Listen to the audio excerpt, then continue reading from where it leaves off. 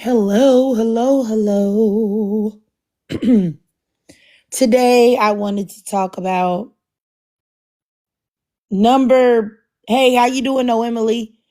Number one, women should never date felons. Number two, women should judge men on looks heavily. And number three, women should ask for body count for men. And actually, I also want to talk about catch and print.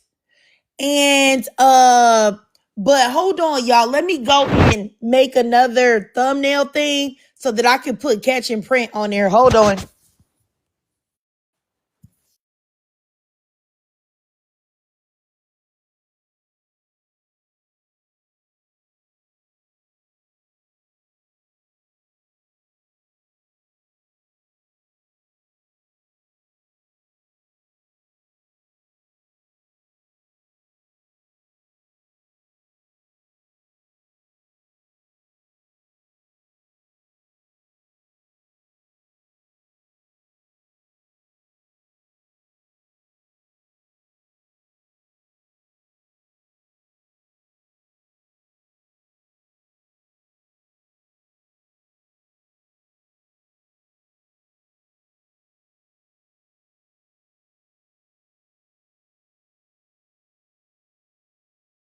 Y'all, all right, y'all. Let me go ahead and switch this out. Just 1 second. There we go. There we go. There we go. Now, that is the topics that I want to talk about today. Now, I think his name is like, I don't know if y'all know, like the G-Man that, like, he's a grifter. Okay. I'm not even gonna cap to you. I think his name is Antoine or Anwar or something, where he talks about he can help women find love and charging all these crazy prices and stuff like that. I'm wholeheartedly against that man. However, let me say, I saw people talking about catch and print on TikTok, and I'm like, what is catch and print, right?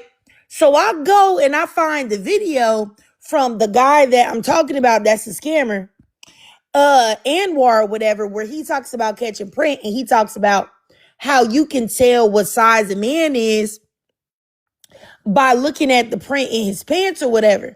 And then it's like an A grade, B, C or whatever. And and so now apparently a lot of women are doing this in their real life. They are looking at men's crotches, which basically is just like crotch watching. I mean, I don't know why this is seen. People are acting like this is a new thing, but I guess maybe because he broke it down more on what to look for and the fact that he's a G man. So, and he's a man himself, very familiar with, wieners. So I'm not quite for sure exactly why it's blowing up now. You know what I'm saying? But yeah, don't listen to Anwar, Miss Cerise. But yeah, so I see all of these ladies all on TikTok talking about looking for print. Then I go down another rabbit hole and I see all of these men angry that women are looking at their crotches and objectifying them and things like that. And that really made me think, like, men have really been able to be comfortable objectifying women, talking about their body parts, talking about the size of their body parts, because with women, you can see what they have even if they're fully clothed. Like, if a woman has on, I don't care if it's a t-shirt, like, you can see if her breasts are big or little or, huge or whatever. Same with her butt, same with her curves. Like, you can see everything on women without anything. With men, I mean, of course you can see a man's body shape, but the most important thing for men, you can't see it. So men have really been able to, like, really judge women while being inadequate, or you not knowing that they're inadequate, right? So all I've been seeing is men talking about, like, this one guy told a story that he was working out at the gym, right? He was doing pull-ups. And he had on these like pants or whatever, and this girl looked down at his crotch area and smirked. And he took off his headphones and asked her, like, do you need some help? Like, what are you looking at? And she was like, she told him that he was a B. And he said that he felt objectified, like this woman was looking at his private parts or whatever, you know. And I'm thinking to myself, like, men can never take what they dish out. They can never take what they dish out at all. Men been talking about women's boob size, women's size of their butts, women not having hips or having hips, women not being skinny enough or big enough or thick enough for hundreds of years before any of us that are listening to this was alive. But now men can't take it because there's women out there crotch watching, because there's women out there catching print. Stop it, stop it, stop it. That's what y'all get. If I wasn't a married woman, I'd look at every man that I saw and look down and rate them. In front of their face, I look right at their crotch.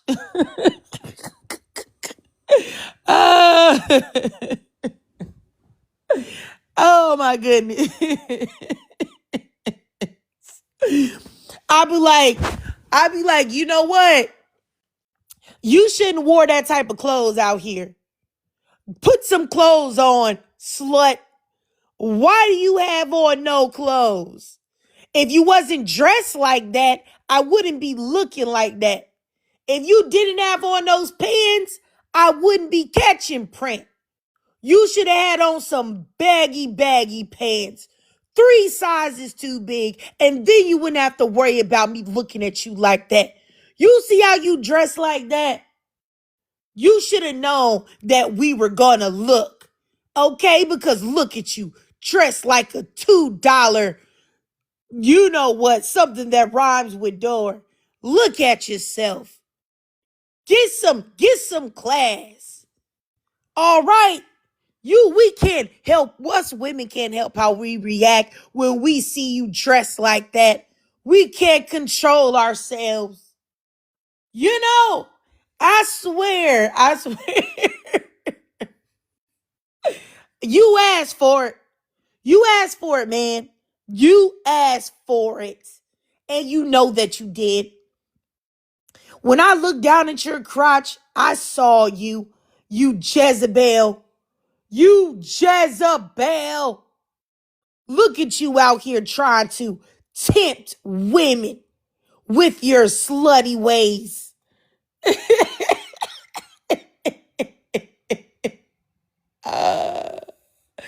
Oh. Oh my goodness. I think that's what we should do for real. Honestly, for real, that's what we should start doing to men. If you make men, everything that men do to women, you just need to flip it. You just need to flip it. And women could be way harder on men than men are on them. Let me see here. Taylor Savage, you said I just left the felon I was dealing with. He's successful now, but he's controlling and manipulative. Told you that you couldn't go to college. Yeah, I mean, any man that is a felon is going to be manipulative. He's also going to be sneaky because he was already in an environment where he had to be sneaky and manipulative to survive, and maybe possibly to protect that butt crack. You know what I'm saying? So, you know, that's why you should never date felons. Like, if a man tells you that he's a felon, you need to run away. I don't care if he tells you he's changed. I don't care if he tells you that he's successful now. I don't care what it is. Do not date a felon ever at any time. Hey, how you doing, Miss Monica? But anytime you should never date a felon, like seriously and truly. Like, there's just no scenario where it's beneficial for you as a woman to date a felon. Ever. like ever. You've got to understand that more than likely he's been doing the bending or getting bit. And even if in the small chance that he did it, he's already going to be emotionally and mentally damaged. And that happens very, very, very quickly. All he got to do is get a year sentence. It don't even got to be a long time either. Any man that's been to jail or been to prison, you don't need to talk to. As a woman, you're crazy if you do it. You're like I said, you're literally crazy. And it's a lot of black women willing to like give a man that's been to jail, a chance, but don't do it. And let's see here, Taylor, you said he's still living in the past trying to dress like a, you know what? That's also what happens too. When they're in prison, they have arrested development because they weren't outside as the time was passing, the years were passing. So they're stuck in whatever decade that they were out. So when they go in, they're stuck in whatever that was. I don't know if anybody has ever seen I'ma Get You Sucker. The movie I'ma Get You Sucker with the Wayans, with what is it? Keenan Ivory Wayans. There was a dude in there, right? He was in prison. He got out, but he was stuck in like the 70s, the pimp thing. So he came out there with the whole pimp outfit on. He had like shoes on with like a doggone goldfish in it. And he thought he was fresh. And everybody started laughing at him because he was stuck in the decade that it was when he went in. So it's like you can't trust him, man. For real. See, Taylor, I'm so sorry, sister. You said he told you that he need to play with the back door. Yeah, he definitely was in there breaking them backs. He was probably in there getting bent and doing the bending. For sure. And that's, I'm telling you, it happens too. It's just don't do it. That's all I can say. For sure. All right. Hey, Kalandra, you had something to say, sis? I did. Women should not date felons. I think about that heavily when I think about Nazaria Harris because that man was a felon and what happened to her. Women should definitely judge men on their looks heavily because men do it all the time. They get on live, talk about women body types, talk about their faces, how they look, judge them on their body types. I also think women should ask people for their body count because women are quick to be like, well, you shouldn't have nobody had a hand in a cookie jar, but why do you want community peen? And then I do think catch your predators empower women. That's the same thing men do to women when they objectify them by their butts, their breasts, how big or small they are. So yeah, I think women should do to men exactly what they do to us. All right. I got you, Kalandra. I definitely agree. Let me go down here since we got some people up here. Go ahead, Miss Monica. It's good to see you, sis. Good to see you. Hi, how y'all doing? Pretty good. That's good. Um, yeah, number one, no. Because 10 times out of 10, well not they getting bent or doing the bending. I ain't gonna say 9 times out of 10, but I'm gonna say 100% of the time, they're on the down low. Like, and from anecdotal experiences, I have a friend, and he when he messed with a certain group of men, I don't want to go there, but when he messed with a certain group of men that's in the system, yeah, they just want a fun quick time with them with him while kissing their girlfriends, and they be doing some things to him, and then they go home and kiss their girlfriends and their wives. So yeah, that's a huge no. And then also, like you said, they have arrested development. So their mentality, not even from how they dress, but their mentality is stuck in whatever decade, whatever year they got put in. Like they don't know how to keep up with the times. Like you mess with a felon and the Nick Nog is like, yeah, I've been locked up since '06. Yeah, you're gonna get a Nick Nog who's gonna have the mindset of how men moved in '06. And then he gonna say for sizzle, the hizzle with the drizzle the whole time. Um, and then also when they get out, they don't stay out. Statistically shows like what's the number of felons, ex cons getting out and then they go back in. It's like yeah, it's like astronomically high. So most of them when they get out, they don't stay out, and they don't like rehabilitate their minds to be a productive citizen. If the Nignog went in for an unalivement, trust and believe he's going to unalive you. Whatever they went in for, they're going to go back and do the same thing. What was the third one?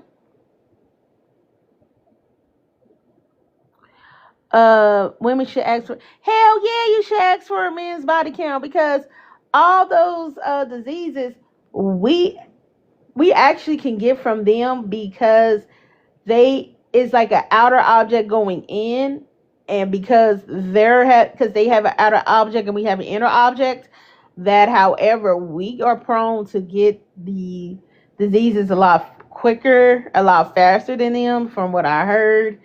So, and I do think that is true. I remember in health class back in high school, but that was in the early 2000s, so who knows. And yeah, you should ask for their body count. You should literally ask for your body count, especially for, like, not try to, especially for health purposes. Ask for their body counts. I ain't scared how many men and women you had sex with. Whoa, man, yeah.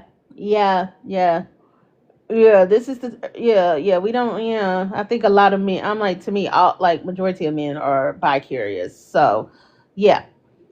And then also, we should judge them on their looks.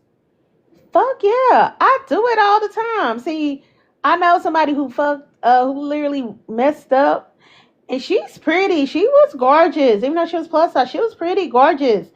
Uh, body T, face T, but she ended up with an ugly knick-knack. And because he got her, he really thought that he was the sugar honey iced tea. He really thought he was the stuff, and was treating her bad, being manipulative, calling her dumb black bee and all this and that. Like, yeah, like the knick-knack really thought he was all that in a bag of chips. But he was ugly as get out. Like, okay, you imagine a grim. This is how bad he looks. Imagine a gremlin, but extra tall. That's what he looked like. So yeah, we should judge dudes for looks. I judge dudes for looks all the time. You know, some I judge guys' looks all the time. And sometimes, better yet, we should low key, like, if you like not a virgin and you're not trying to hold yourself, I think we should do them like how they be doing us. They be like, "Oh, girl, why you with him? Man, that dick was good." But we should just give them the same treatment through and through. What is catching print? Okay, so I said it earlier. Y'all know that G-man that be on TikTok named Anwar. He's a grifter for black women. He be talking about how, or women in general too, giving dating advice. He was talking about which is just the old school crotch watching, but he was giving women instructions on how to tell what a man's size is by looking at his crotch. And so we had it like on a grading system. I think it was A, B, and C and D, if I'm not mistaken. So now a whole lot of women are doing that, like, with the stuff that he suggested to men. Low key, I was kind of crotch watching on Creed 3. I'm telling y'all, if y'all watch Creed 3, there is a scene, that one scene where Michael B. Jordan was walking down that hallway, and he was wearing gray sweatpants, right? And it looked like he was just free balling.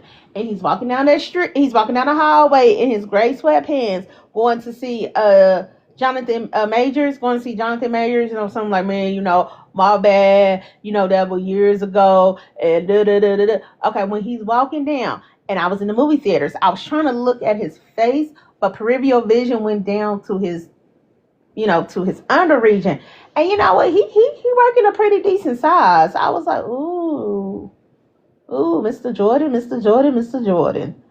And then my friend was like, "Oh my God, what are you talking about?" I said, "If you know, you know. If you ain't paying attention, you ain't paying attention. But I'm paying attention."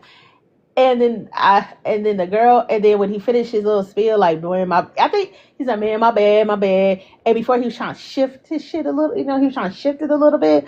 I was like, "Oh, again, Mr. Jordan, Mr. Jordan, Mr. Jordan."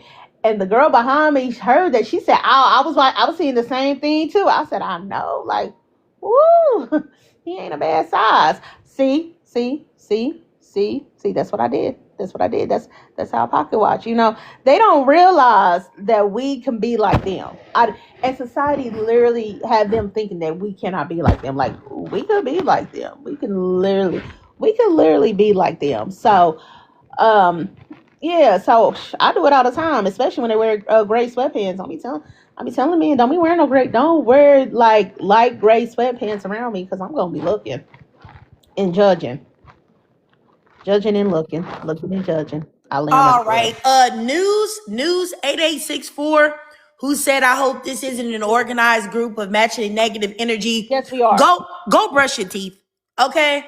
Honestly, the time that you took to make that comment, you could have easily scrolled past. You're the negative person that you talk about. Like, so get out of here. You're the negative person that you're talking about. Go brush your teeth. Bye. Yeah.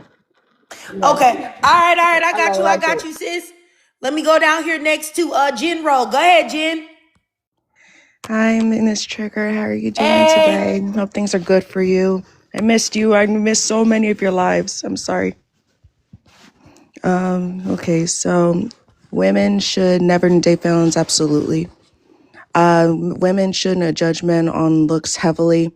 That's the first thing automatically. Women should ask them for body count. Yes, they should. I do the exact same thing. Catching print is empowering women. I believe it is, because it's humbling men so severely right now. It's so much fun doing it. I land my plane there, and I agree with every last thing like usual. I'm sorry, and so I'm sorry about earlier. My mother called me, so I'm sorry if I was on the teacup for a while. Oh, no problem, sis. Yeah, I mean, y'all, I'm gonna tell y'all something. I am so happy to see so many men, when I went down this rabbit hole about catching print, they are so upset that they feel like they're being objectified. I'm like, that's what you get. I'm glad you feel that way. Now you know how women feel. Now you know. Now you know. But anyway, y'all, I don't know. You know what? It was something else I was about to ask y'all too. Hold on. I don't know if anybody remembers. I had a live yesterday, right? And I talked about the fact that there's this lady that is a SMEX worker, and she keeps tagging me and saying all this stuff to me because apparently she listened to a live stream with me and a whole bunch of other black women talking about how being a SMEX worker was risky for black women, and it's not something that black women should be doing due to the mere fact of the risk and everything and how bad it is for women. So this lady been tagging me, talking crazy, talking about how my husband is a black man and he be cheating on me, and she know this, that, and the third, and people husbands pay for her, and just saying a whole bunch of crazy off the wall stuff. And she's been bothering me now. This is going on day 4. So I talked about this lady and said that, like, first of all, I go to your page. You do say that you're a SMEX worker. You have pictures of, you know what I'm saying, AI renderings of like AI people standing up and bouncing their boobs and stuff like that. Not even real people. And what are you doing? Like, this lady is really crazy. Then she made a post this morning, or maybe she posted it last night, but I saw it this morning. Tagged me in again, talking about she gonna sue me. Sue me for lying on her. And I'm like, what are you talking about? Because I said she was stalking me. I feel like if you start talking to somebody, sorry y'all, I'm in the kitchen. If y'all start if you start bothering somebody because their opinion and they didn't mention you directly, but you keep acting like they did, I don't know how that ain't stalking. This lady, she crazy. Like, she real life nuts. I mean, she been bothering me, like I said, for the past 4 days. I told her, I said, hey, we can debate if you want. Whenever you want, we can debate. She said, oh, no, you got to pay me. I said, pay you for what? She says, pay her to spend her time talking to me, but yet she has been bothering me for the past 4 days and tagging me and making all these posts and stuff. This lady is a true psychopath. Like, I don't even know what to say, y'all. Flip the script and charge her. And she just keeps bothering me. And the fact that she tried to say she gonna sue me, I wish she would. I don't care so much. I make a whole video about her, but I'm not even trying to do that because I think she's like literally mentally unstable. Because I don't understand. Like, I really just don't understand. I didn't say anything. She was like, oh, you're jealous of me. Why would I be jealous of you? You're using AI videos and making these AI things twerk their butt and stuff. And I know I can tell by her voice that she's not in her 20s. I know for sure that this is a 30-something-year-old woman. A 30-something-year-old woman using AI pictures to try to make them twerk? Girl, you're nuts. Like, what in the world would make you think that I would be... I just don't know what to say, y'all. I don't know what to say. And then somebody went underneath my comments and said they know her and said that she's 35 and that she be trying to encourage young girls to do sex work. So, I don't know what she is. I don't know if she trying to traffic people or what. I have no idea. But she crazy. Her name is Love Lexiana on YouTube. Like, if anybody has my YouTube, if you go to my community tab on YouTube, I tagged her on my community tab because she tagged me on hers. All right. I'm sorry, y'all. I'm eating me a sausage sandwich, but she crazy. Like, honestly and legitimately, like, she's starting to really make me mad. And so I'm not quite for sure what I'm going to do about it. Like, yet. I don't know. I think I might make a video just to be messy. But I'm not quite for sure. I'm telling you, you should charge her. She's talking about you have to pay her for talking to you. Say, hey, you gotta pay me for every post you made about me or everything you said about me, every post you put up, and then you send her an invoice. And you can make lemonade out of this situation. And maybe if she has a lot more viewers than you can piggyback off of that and get more viewers. Girl, she got 658. Oh, I'm sorry. But I say I say get some money out of her. She's trying to say, you gotta pay me for your time. Okay, you gotta pay me for every post. So every post you put, you think of a number and out of the top of your head, right? And everybody who got like a YouTube account got a Gmail account, right? And see if she posted up her email, right? And then you put in the invoice. Like, you just go to ChatGPT and tell that ChatGPT to, like, hey, send me an invoice. Put all the numbers together, right? Put all the numbers together of every post, everything that she did about you. And then, have ChatGPT, like, do you a little invoice, give her, and then email her that little invoice and say, bitch, you got to pay me. So every time you post, you owe me this and this and this. So with that being said, I prefer, no, don't do your Venmo or your whatchamacallit, or just say, I prefer a money order or a cashier check dated on this and this day. And you know what, y'all? When I went to her page, at first I was like, I saw all of the AI pictures, and I was like, oh, she's very pretty. I was like, why is she bothering with me about what I said? Like, a girl that's this pretty, you got plenty of things to be, you probably having your way. You don't got to be worried about me. But then when I clicked on the pictures and realized that all of them were AI, I was like, okay, this woman's a lunatic, bro. Ain't no telling what you look like. But yeah, I don't know what's wrong with her. Truthfully, I have no idea. It's real crazy. But I really feel like I want to I'm sorry, y'all. I'm over here smashing. But I really feel like I want to somehow make a video about her because she really made me mad. She said a whole lot of crazy stuff to me. So I think I'm going to make a video about her and I'm gonna tag her. And because it's like she just saying too much stuff. And I tried to take the mature route and be like, hey, bro, just leave me alone. Just stop talking to me. You know, but now I think I'm just gonna go ahead and do it.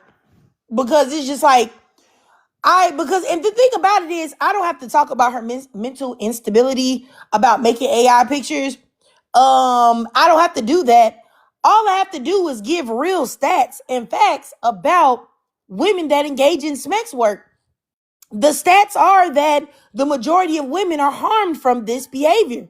I know a lot of women feel like, that sex workers help men like not be like rapists and stuff like that. There are a lot of women that make that argument, but it's not true. Because if sex workers made men not be rapists, would there all of this child abuse wouldn't be going on? All of these women being, roofied and stuff at parties wouldn't happen, and a whole lot of other things. So that definitely can't be true. So I just I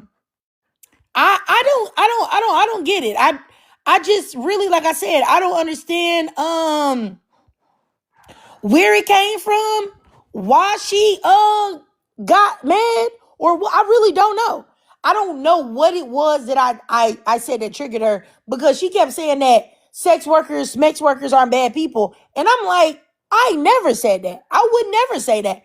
I didn't say, because I know a lot of women that get involved in sex work were forced to do it or were groomed. So why would I call someone that was forced to do it or was groomed to do it or felt like that was their only way out? Why would I call that woman a bad person? Like, she making a bad decision by doing it, but that don't make her a bad person. So I never said none of this stuff. And that's what be blowing me sometimes about the social media stuff, is that there are so many people that be mad at me because of what they think I said, but not what I actually said. So it'd be like, why are you projecting onto me? I didn't even say what you trying to say I said. I'm sorry. Oh, no, it's okay. Go ahead, Jen. In my personal opinion, I think you shouldn't just brush it off, because I feel like, just from what you were explaining, she is absolutely no different from the other people who were complaining about you, that you were allegedly saying that if you don't follow a higher power, you're not a good person. She sounds like that same type of dumb people when you didn't say that at all. So I think that she's not such a huge problem. She's probably a problem now because she's, like you said, it's been happening for a few days. But if that gives you any reassurance, that's what she sounds like. Just those crazy people who likes to take your words out of context. Yeah, and do you know that Jen, that really bothered me? Because I was like, I never said that people have to believe what I believe. I know that everyone's going to believe what they believe. I would never get on my platform. I know Black women follow me of all thought processes. Some women may believe in God. Some women may believe in Allah. Some women may be atheistic. Some women may be agnostic. I never would come in and say, oh no, if you don't believe like I do, don't get on off this channel because you a bad person. I have never said nothing like that. When all of them people was telling me that that's what I was saying, I was flabbergasted. I was like, but I feel like sometimes I don't know what it is that maybe something that I say makes somebody feel a certain way, but it don't never be nothing that I say. I try my best to be balanced. On the channel, for most parts, it's only a couple things that I take a hard line on to where I'll be like, nah, if you do this, like, you know what I'm saying? That's crazy. You know what I'm saying? Like when it comes to like women being with men and letting them do stuff to their kids just to keep a man around, things like that. I really don't really give you too much grace. But most things, like 9 times out of 10, I'm never gonna say this way or that way, because I know life is nuanced. Period. But yeah, that really bothered me, Jen, when all of that stuff happened. It bothered me so much that I tried to make an explanation video. That didn't even go right. And now I told myself, because I had to privatize the Young Miami video that I had made talking about Young Miami and Usher doing those interviews. I just saw that. Why did you it. cut it off? I didn't even have the chance to watch it. Oh, because so many people was talking to me crazy in there. Like somebody called me a liar and said that I love Young Miami and I'm a stan of hers. And I'm thinking to myself, like, anybody that looks at my videos and hear me talk, I seem like the type of woman that's standing for Young Miami. Young Miami seems like, out of all these celebrities, if I was going to be a celebrity worshiper or something, like, you think that the person I'm going to choose is going to be Young Miami? Like, honestly, bro, I was like, y'all can't be serious. Then somebody else was like, yeah, that's exactly what it is. Like, if she's just trying to protect Young Miami. I'm like, no, that's not what I'm trying to do. I said, the only thing, if you want to hold Young Miami accountable, do that. I just want people to hold Black men as accountable in the same way as Young Miami. Because people want Young Miami to care about Cassie, which she should. But nobody cares about all of these men that don't give a hot diggity damn about Cassie. And they still support these men. That's what I thought was crazy. But they was talking to me so reckless in them comments, Jen. I was just like, let me just private this video, because I just don't feel like going back and forth. Okay, because it was hurting my feelings. Because at the end of the day, I really just want to empower Black women and for us to all get along. I know that's not always going to happen. But if I got a video and it's like a lot of Black women mad, because it's like, you say something about me, I'm going to want to respond to you. And then that's going to cause so it was just like, yeah, let me just private it. Yeah, it was a few people that contacted me and was like, what happened to that video? Yeah, I'm sorry. I had it saved and everything. I was ready to use it to go to work because they allow us to listen to podcasts. And then when I saw it was gone, I was like, am I crazy? Was I imagining things? Like, I know I saved something. I knew she had 2 videos. And then, okay, I'm just glad that you know that I'm not crazy. Yeah. It was there. I privatized it. Okay. This man in the comments, Draylon Shakespeare, you said, why do y'all want to be men so bad? Can I tell you something, Draylon? If you want to know, you need to ask your mom first. Ask your mama. Your mama really want to be a man, because your daddy was a something that rhymes with Mitch. Okay, so ask her first. Okay, and then once you ask your mom, then come back and then we can have a conversation, Draylon. Okay. Anyway, these dudes be so weird, and it's so funny is like they honestly this dude says his mom is a traditional feminine woman. How do you know? You have sex with your mom, Draylon? I'm a married woman. I've been married longer than you have probably been alive. All right. So let me say this. You don't know what your mom is, unless you got some type of flowers in the attic situation going on. So what are you talking about? Yeah, let me go ahead and block him. I sent him a request, but with the Dusties, they never want to have a debate. You don't know I know what a feminine woman is, Draylon. You're one. I know you're one. I'm sure that you know intimately what it is. I know, baby. I know you know what a feminine woman is. Okay? Drakesha, I know. Let me block this man, for real. I sent him a request to come up. He don't want to Jalen come need up. to He got to spend get his blocked. time at the library because it's not women, it's woman. So you need to go to a library, uneducated man.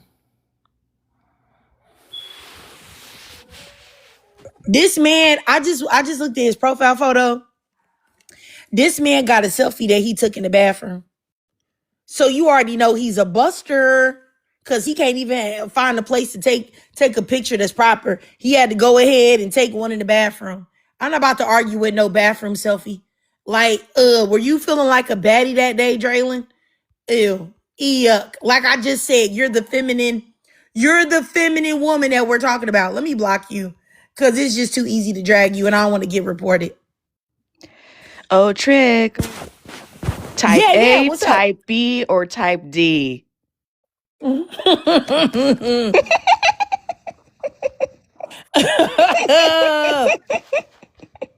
That was type A energy up there.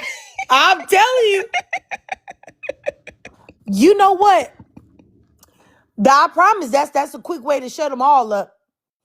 Spotty you said, have I watched Love Overboard? Why did I watch the first 2 episodes?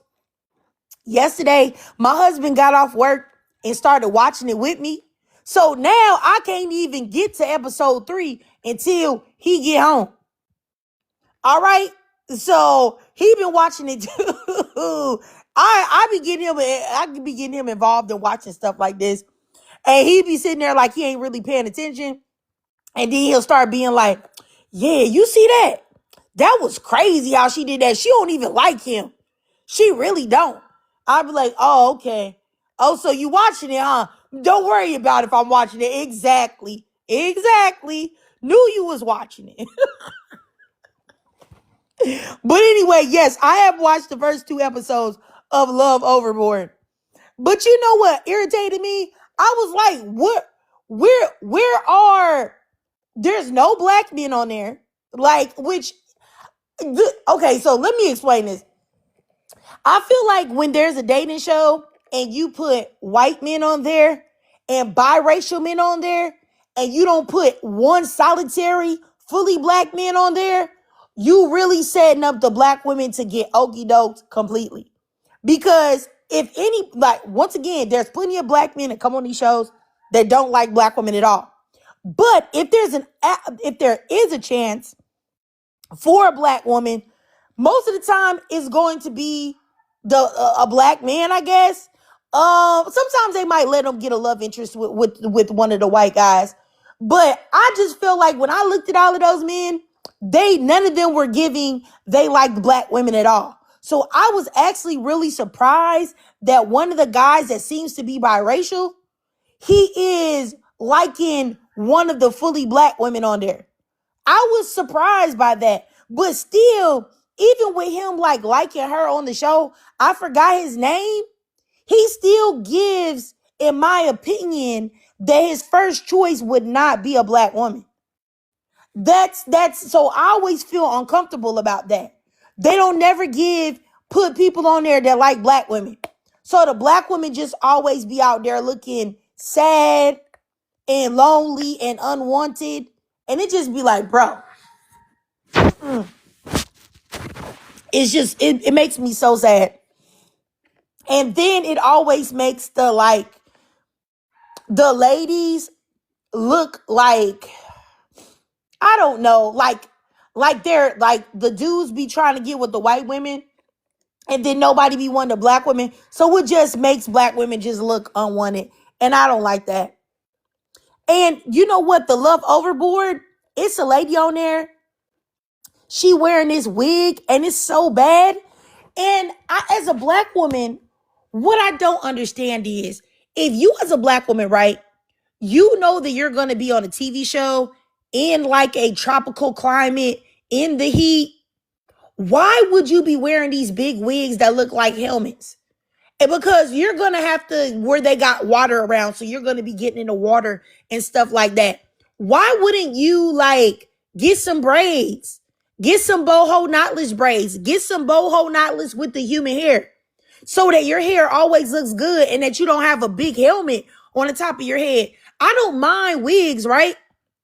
I wear wigs sometimes when I feel like it, but I don't get the fact of wearing a wig that it looks way worse than your natural hair. Like it literally looks like a hat. It's one lady in a Love Overboard that has this horrible wig on. It's so wiggy and it just looks like a hat. I'm just like, what is the purpose? I don't understand that. I really don't understand the purpose of wearing wigs that look worse than your real hair. Why don't you just wear your real hair then? Because I know it got to look better than that.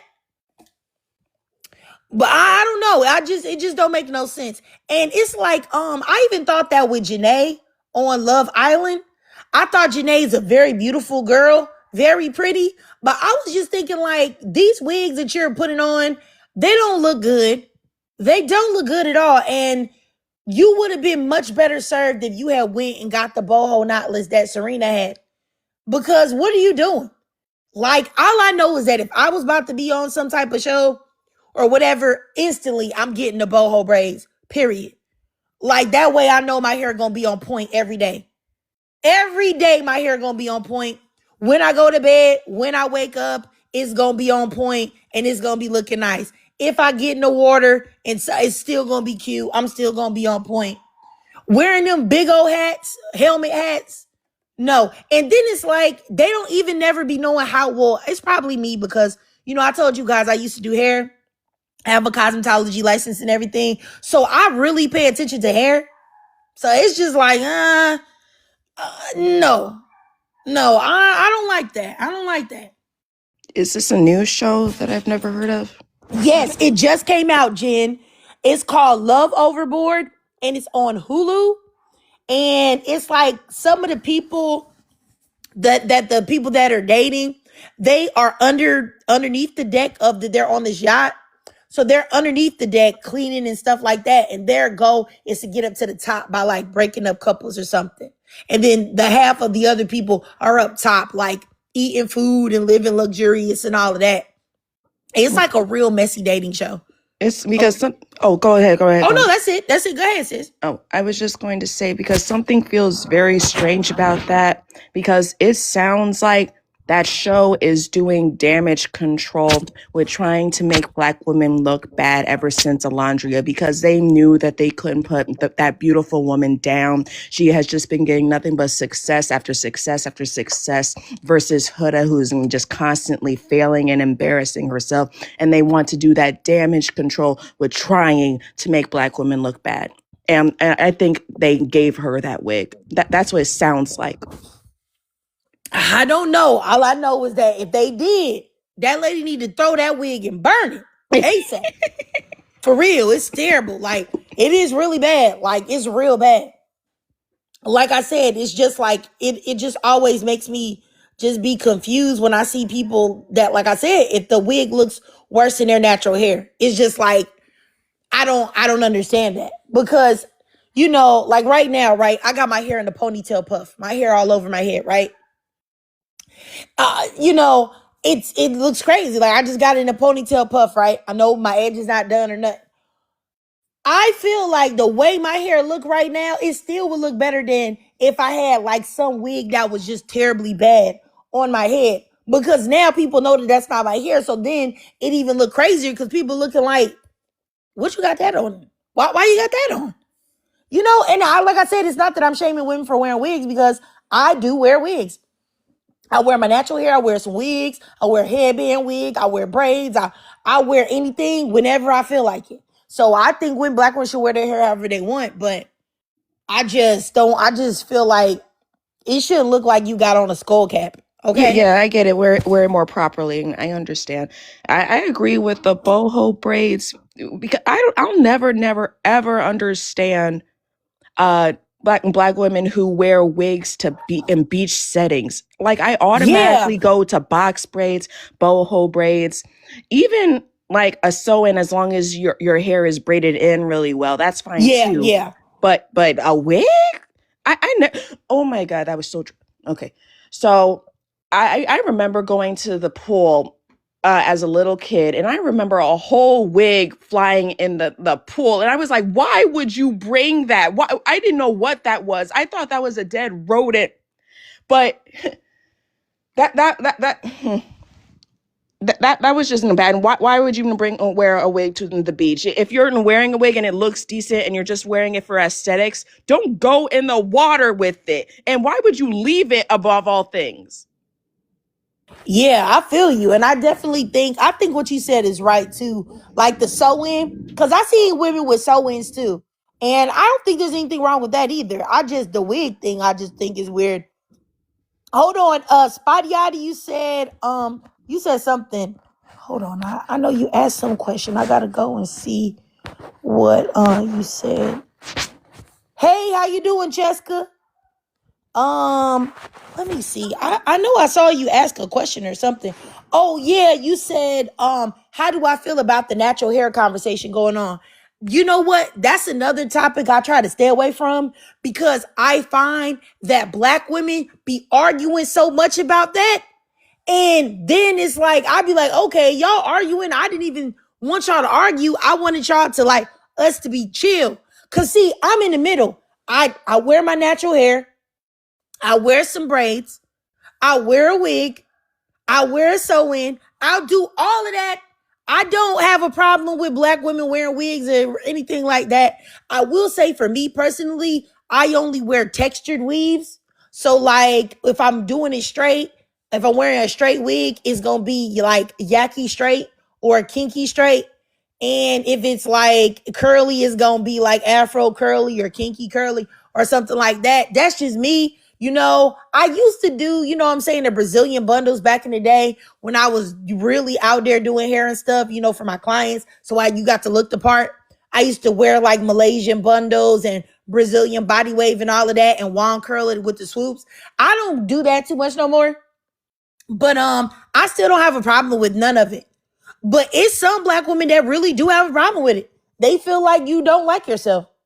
And I don't agree with that. But I noticed that a lot of people, like you got black women that either have a problem or they don't. But both sets of those black women, if they both are like, because I'm in the middle, right? But if you have black women that really are on either side, those natural conversations get crazy. They get crazy. So that's why I be like, you know what? I'm not even finna talk about that no more. I actually try to stay away from that too. Talking about natural hair. No, Emily, you said you rocking your fro right now. Get it, sis. You know what I'm saying? That's how I feel, Cookie. That black women get picked apart enough. So what do I look like talking about how black women wear their hair? That's how I feel, but some black women really think you should only wear your natural hair. And I never thought that was fair because nobody do that to no other race of woman. But, you know, I don't know. I don't know. It's women that believe like what Cookie was saying. And then, you know, it's women that will really start debating with Cookie about that. So I be like, yeah, I try not to even talk about it no more. Hey, how you doing, Miss Carmel? Hopefully you doing good, sis. Hey, oh girl, hey Trigger, I'm over here. I'm listening, but I'm like multitasking and stuff, girl. But yeah, no, I had wanted to throw my little 2 cents in, with the I don't want to say her name wrong, Miss Jen, because I know she had told, she was saying like how I guess like going to the pool or the beach or something, and I definitely feel the same way. Like going to the pool or the beach, like with a lace front or a wig or something like that, I do find that kind of odd. I'm like, damn, girl, your scalp not sweating. Because I know for me, I can't stand for my scalp to be sweating, and it like makes it itch and all of that stuff. So it's like, yeah. And then like, girl, recently I had took my kids to this indoor splash park. I invited one of my family members, and she had like lashes. And that's another thing too. Like, I don't understand going to like the pool or the beach, swimming with like lashes and stuff on. I don't know. I just feel like it's like very odd. But girl, why my family member had pulled her damn lashes off in the pool and then set it like to the side and like you like set it like on the side pool. I was so embarrassed. I was so embarrassed, and like I low key wanted to be like, I'm never inviting you nowhere again, because I was hella embarrassed. I'm like, you could have at least threw it in the trash. You know what I'm saying? Like, why you going to peel them off in the middle of the pool? Then you going to just sit them to the side? Like why did you even wear lashes? We going to the pool. I mean, I don't know. Like I always found that kind of odd and uncomfortable and things like that. But yeah, like I do agree. Like it is a sensitive topic and stuff like that. I don't know. I just feel like as long as you're comfortable, you know what I'm saying? Like if your aesthetic is taking precedence or, priority over you having fun, you know what I'm saying? It's like, come on, like be comfortable. You know what I'm saying? Like, I don't know. But yeah, that was just my 2 cents. Yeah, you were right to be gross about that. It sounds like this is just an etiquette thing. It's absolutely not a Black Yeah. woman thing. It's just manners. Like you're in a pool with other people and you're doing embarrassing stuff like it's a Right. bathtub at home. Yeah, definitely etiquette. Yeah, I agree. It's definitely an etiquette thing. Because I was really embarrassed. I was like, oh my gosh, like I was just like, I'm not inviting you nowhere. Yeah. And to this day, I don't even know if the woman in that pool even retrieved her wig. I did not care because I was a little kid ready to leave a pool. Like, who's heard of that after 20 minutes? I said, Grandma, I want to go now. No, there's a possum in the pool. All right. Hey, Marie, did you have Yes. something to say? Yeah. So, I do believe that women should never date felons. I agree with that. Women should judge men on looks heavily. I don't agree with that because the thing about it is that just me, um, being from the suburbs, and I know that you can't look at somebody and get a good picture of who they are, especially men with money. Even if you go to like, 5-star restaurants and steakhouses, you'll see like, the people dressed up are the ones that's pulling up in like a regular Mercedes. You see the men that's pulling up in Bentleys, they're popping out with t-shirt and shorts on, tennis shoes with hats. So it's like, judging somebody heavily on looks, for me, I don't think we should, because I'm sorry, Marie. I just want to interject because maybe I just want to explain what I mean by that. Okay. I don't mean what you mean about clothing and stuff like that. I meant their appearance, as far as like whether you're attracted to them or not, like face, body type, and also because, and I only said this because men are so very much judgmental about women and what they look on the outer. So women's body parts, what their breasts look like, their curves, their face, their hair, and women oftentimes are not judgmental on that, which leads a lot of these men that are built like a bag of flour and are just as equally ugly to feel like they're not unattractive. And I think it's because women give men so much grace when it comes to their outer appearance that they become delusional. But that's all I was saying. I wasn't talking about the other thing. But even if you disagree on that point too, that's fine. I just wanted you to understand where I was coming from. Okay, so on that point, I kind of disagree with that too, because I agree with that. Men judge women on looks, right? I do agree with that, and they don't give women grace. But the thing about it is that I think that what we're looking for and what they're looking for, in a wife or husband, is two different things. As a woman, you should be looking for a man that's a leader, because you need to have a man that will protect you, uh, mentally, physically, and everything. So, there might be a guy who, he's not all the way your type, but he's a good person. And you love him, but you need to be looking at, because again, love don't pay the bills, and you need somebody that's worried about your mental health also. Don't just date a guy just on looks. Men, I think they feel like they are the providers, and they don't have to look as deep. All they really, I think, really need to know is that they usually look for looks and if they trust you, and that's usually where they cut the dick, right? So I think we're looking for two different things. That's probably why. Okay. I mean, I'll say statistically, right? Men are not the providers right now. And especially if you're a black women are usually the providers, co-breadwinners, or they are providing most of the finances themselves. That's a statistic. Like y'all can look this up. So this thing when people talk about black women shouldn't be looking for this other stuff, they should just be looking for providers. Most black women aren't going to get that.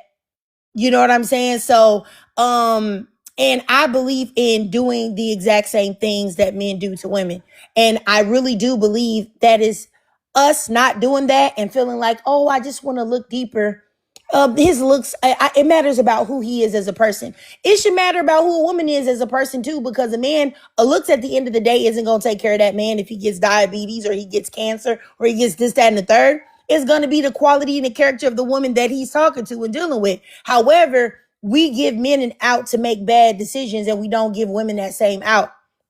So I just feel like that's the reason why I promise you the most judgmental men that I've ever seen, they have so many standards for women. I go click on their pages, I go look at their profiles, and they're badly built, overweight, unattractive, bald headed, and everything else. And the reason why they're able to do this is because there are so many women that will say like, oh, well, I'm looking for something deeper. I just want him to pay the bills, which most of the time that's not happening anyway. And like I said, I feel like if you're looking for somebody and you want a successful relationship, you know that you should be looking for somebody that can give you all aspects of what you need to go. I don't think you should have to settle on looks or get with somebody that's not your type because they can pay the bills. At least for me, I wouldn't do that. You know what I'm saying? I'm not trying to be laying down and looking up, you know what I'm saying, at Shrek's little brother. Like I can't get with that. You know what I'm saying? So I know when I was single, I've been married for, it'll be 18 years, I think, this year. When the anniversary come up, I would say that when I was looking, if you wasn't looking, because I'd say this all the time, I am 5'11". I am a very tall woman. I say, hey, if you're not well over 6 feet, you're not taller than me, you can't, it's a no-go, period. You don't look exactly how I want you to look, facial wise, absolutely not. If you don't have the body type that I want, no, I'm not going to do it. And if you cannot take care of me, you're not a provider, then no, we all of those things. You can't come over here. You know what I'm saying? Because if that was the case, I could just be alone. You know, and as far as the leader thing, you know, I don't know. I don't know why women think that. Like when you get in a relationship long term, if it's healthy, I don't feel like he's leading you nowhere. Now, I will feel like y'all are leading each other. Y'all are working together as partners, but I don't feel like as a woman, you need a man to lead you. And I think I wouldn't be looking for nobody to do that. Like, I ain't at home no more with my parents. What I need a man to lead me for? To do what? What's he leading you to that you can't do yourself? Yeah, so I think that when you're dating, you don't need a leader because that's your boyfriend. So there's nobody that's But no, I'm saying like if he's your husband, what's he leading you to as your husband? What's he gonna be doing that you can't do?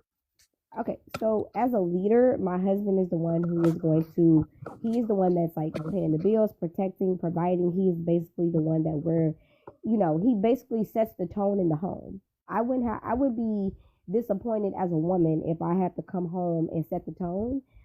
As far as like making all the decisions, like I think that we have to let a man be a leader, and because here's the thing, men are okay if we let men think that it's okay not to be the leaders.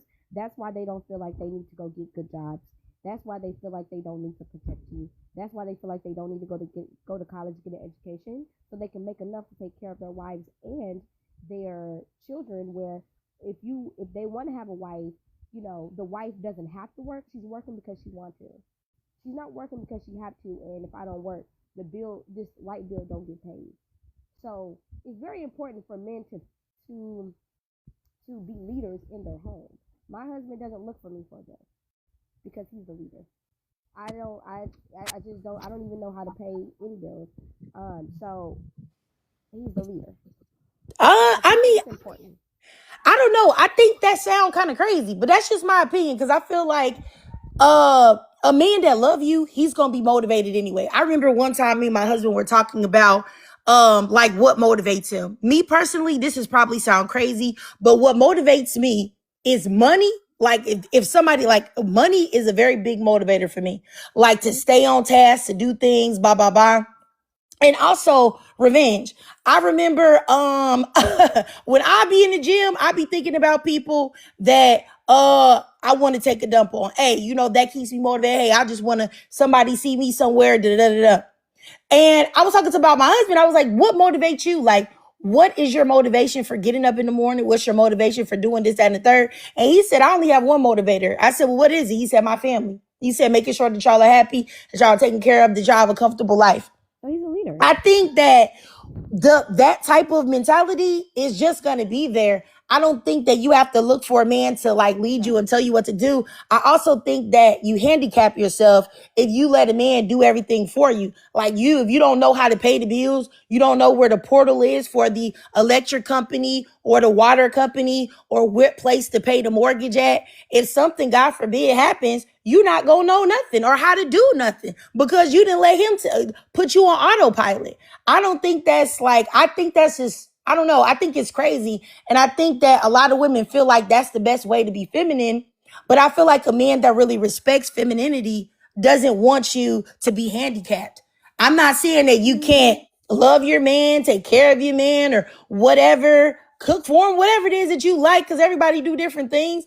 But I think this whole thing of women acting like they have to be like a damsel in distress and that's how men best function. I don't think that's true. I believe that's the way patriarchal men that have not as much respect for women focus on. Oh no, you're a woman, so you don't really know nothing. So let me come in and tell you what to do.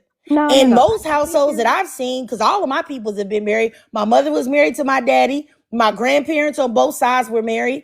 My great granny was married. And all I ever saw is my mother was a stay-at-home wife. She ended up getting her own little business and stuff like that she wanted to do. My father didn't want her to do that, but she did it. But she is the one that ran everything.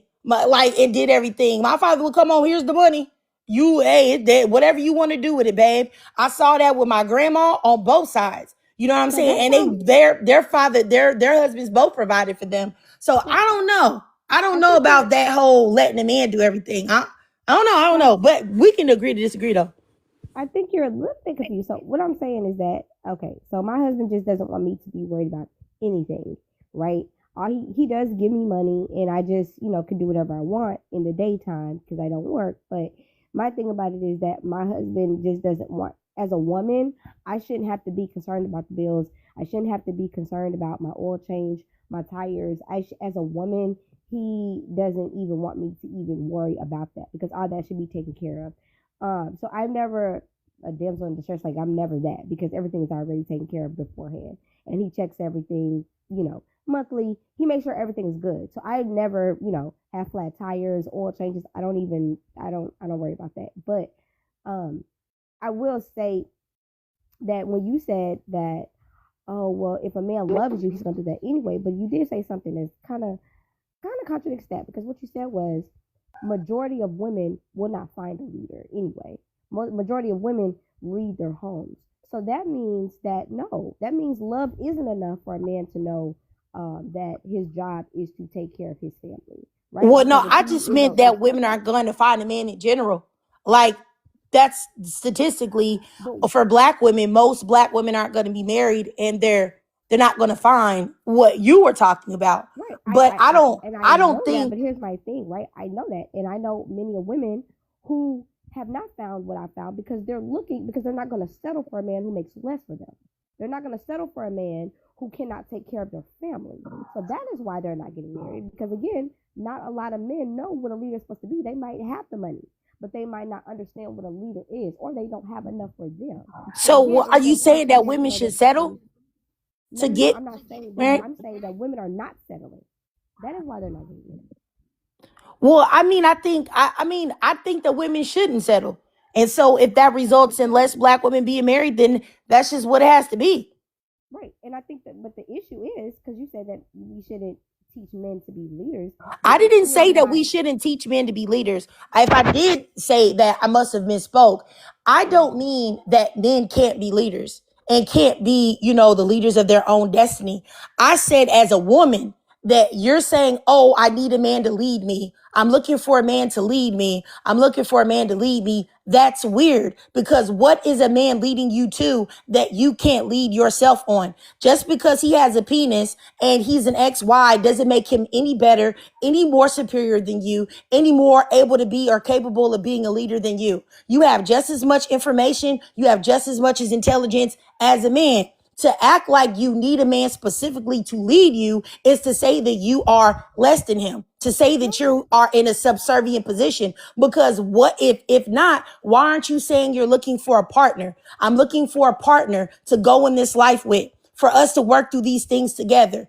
What is he leading you to? The only thing that you mentioned was that he was paying the bills and that you weren't paying any, like you don't get the oil changes and flat tires. So what exactly do you need a man to lead you for is my question, that you can't do it yourself. Because if I wanted to do all those things, if I wanted to pay bills, if I wanted to have to worry about things like that men should be doing, like as far as like taking out the trash, or even putting us in a structured home, in a home where, okay, well, our kids are going to do this, do that. If I wanted to do all those things on my own, I would be a single mother.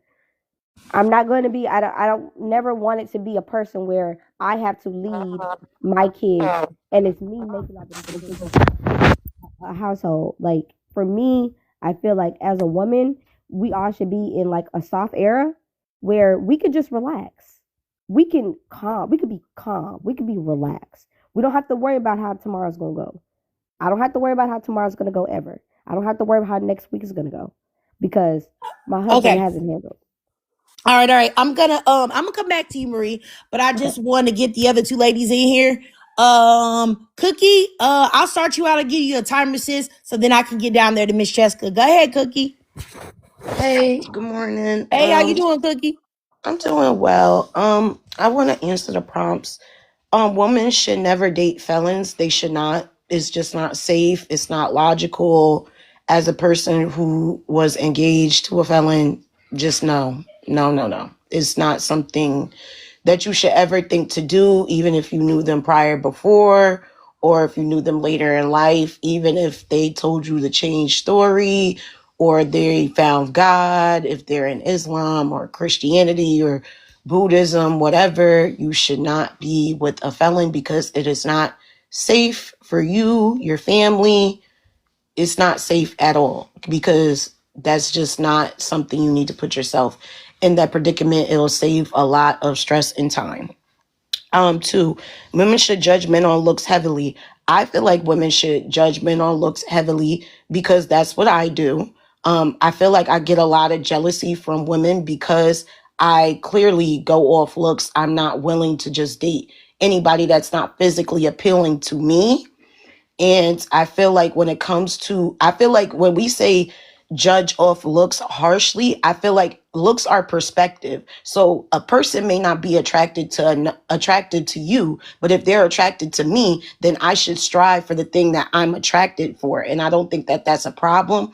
And not only do I feel like men do that, and that's why we should do it, I feel like especially Black women, I feel like Black women have a lot of critiques on how other Black women look, like as far as Black women's hair or what they do with their bodies and how they dress. But when it comes to Black men, you'll date any Black man out the gutter. You have a problem with Black women wearing wigs, but you don't have a problem that this man wears a hat everywhere you go because he's bullheaded.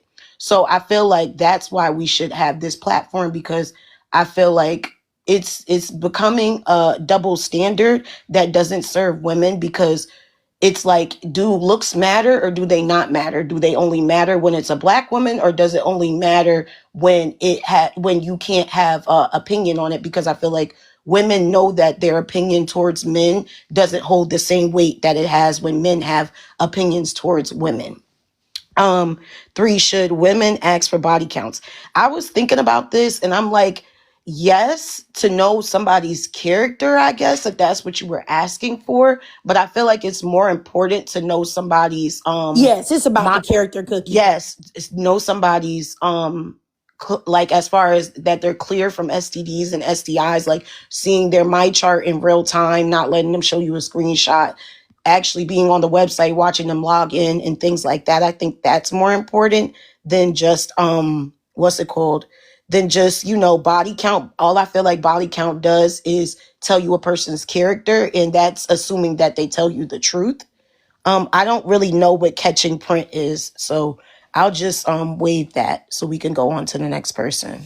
All right. I got you, Cookie. Yeah. And I just wanted to say, but you had the gist of what I was saying as far as the body count thing. It's not to shame people for who they have dealt with or whatever, but I just feel like it's very important to look at that when it comes to men, because most of the time men aren't going to lie to you because men feel like they get some type of props for being involved with a lot of women.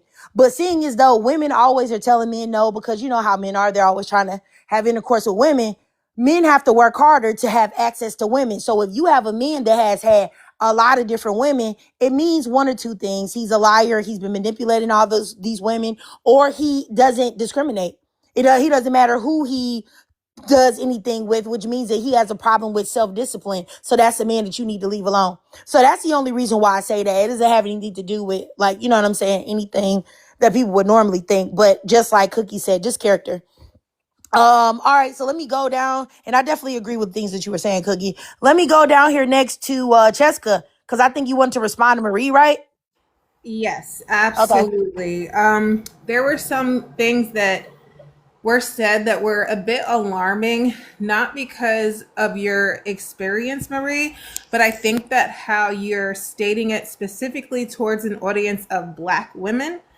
A few things, right?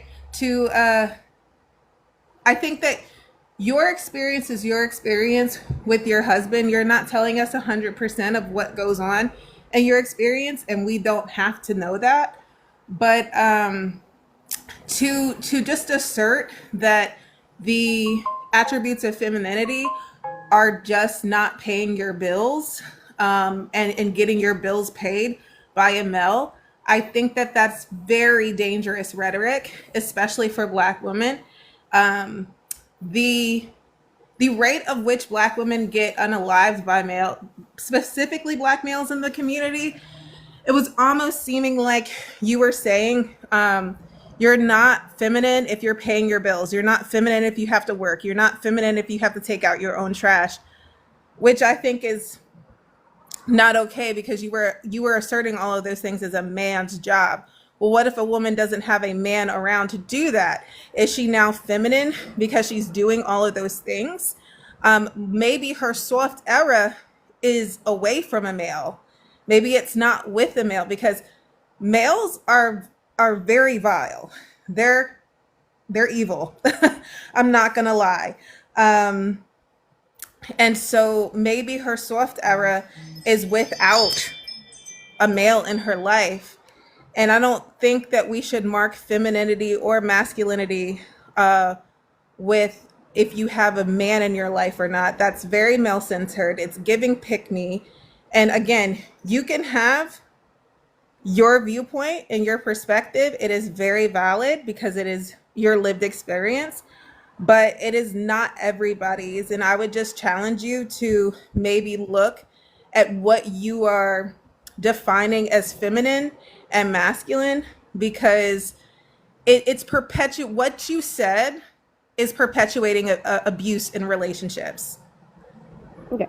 So let me just respond real quick. So when you say that I said that feminine is working, no, it's not feminine if you have to take care of your husband and your family. And you I'm have to sorry, take care just of one him. second.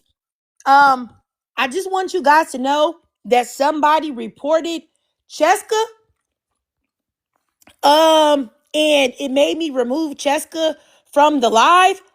She didn't say anything at all. So I don't know what the heck, like who reported or whatever, but I just want y'all to know, like, nobody can have conversations if y'all report people because you don't like what they're saying. You can't have a conversation if every time there are people with differing opinions, y'all sit there and y'all report the opinions that y'all don't like. That's very weird and crazy to me, but I just wanted Jessica to know because Jessica comes around here a lot.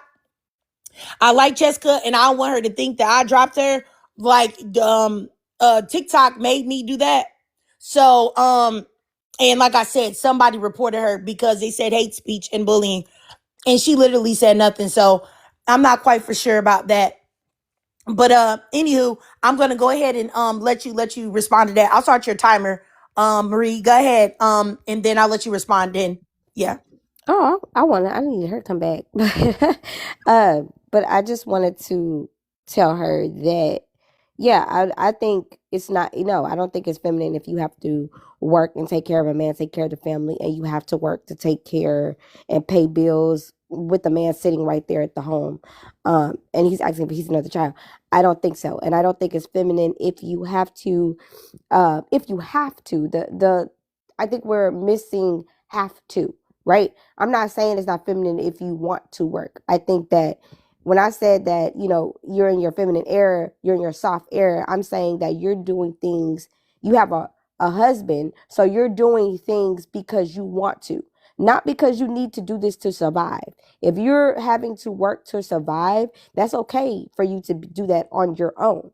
But if you have a man there that you're laying with, and you have to do these things, take care of him and the children, you're not in your soft era. And I'm stand by that. So that's not changing. Okay, so I just wanted to say something real quick. Because I like to give guys facts, instead of like feelings, because facts and numbers can't be denied. In the United States of America, 66.5% of married couples with children under the age of 18 both work. 66.5%. Over half. Now, once again, that is not my reality, right? And Marie said that is not her reality. But it is the reality of the majority of married American couples here. So I find it always so weird when it's so many women that come up and they try to push this narrative that, like, if you're a woman and you're going to work and he going to work, like, you're not feminine, you're not in your soft era, he's a failure or whatever the case may be, because 66.5% of married couples are doing just that.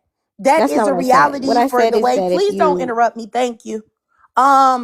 This is the reality for 66.5% of all married American couples. So somebody ain't telling the truth here. I say this all the time, y'all, that I know my reality is a very small percentage of what happens. And nor would I ever dare say to women like, oh, you know what? I'm just in my soft girl era, if what are you doing? You're going to work every day and your husband is too? Ew, yuck. Sucks to be you. Too bad you can't be feminine. That's nuts. When the majority of people are doing that. So I don't know. Everybody, I have a lot of women that come up with pick me ideologies, no disrespect, that always are in this small percentage of people that is not probably, so I don't necessarily believe it, because the majority of women aren't doing that.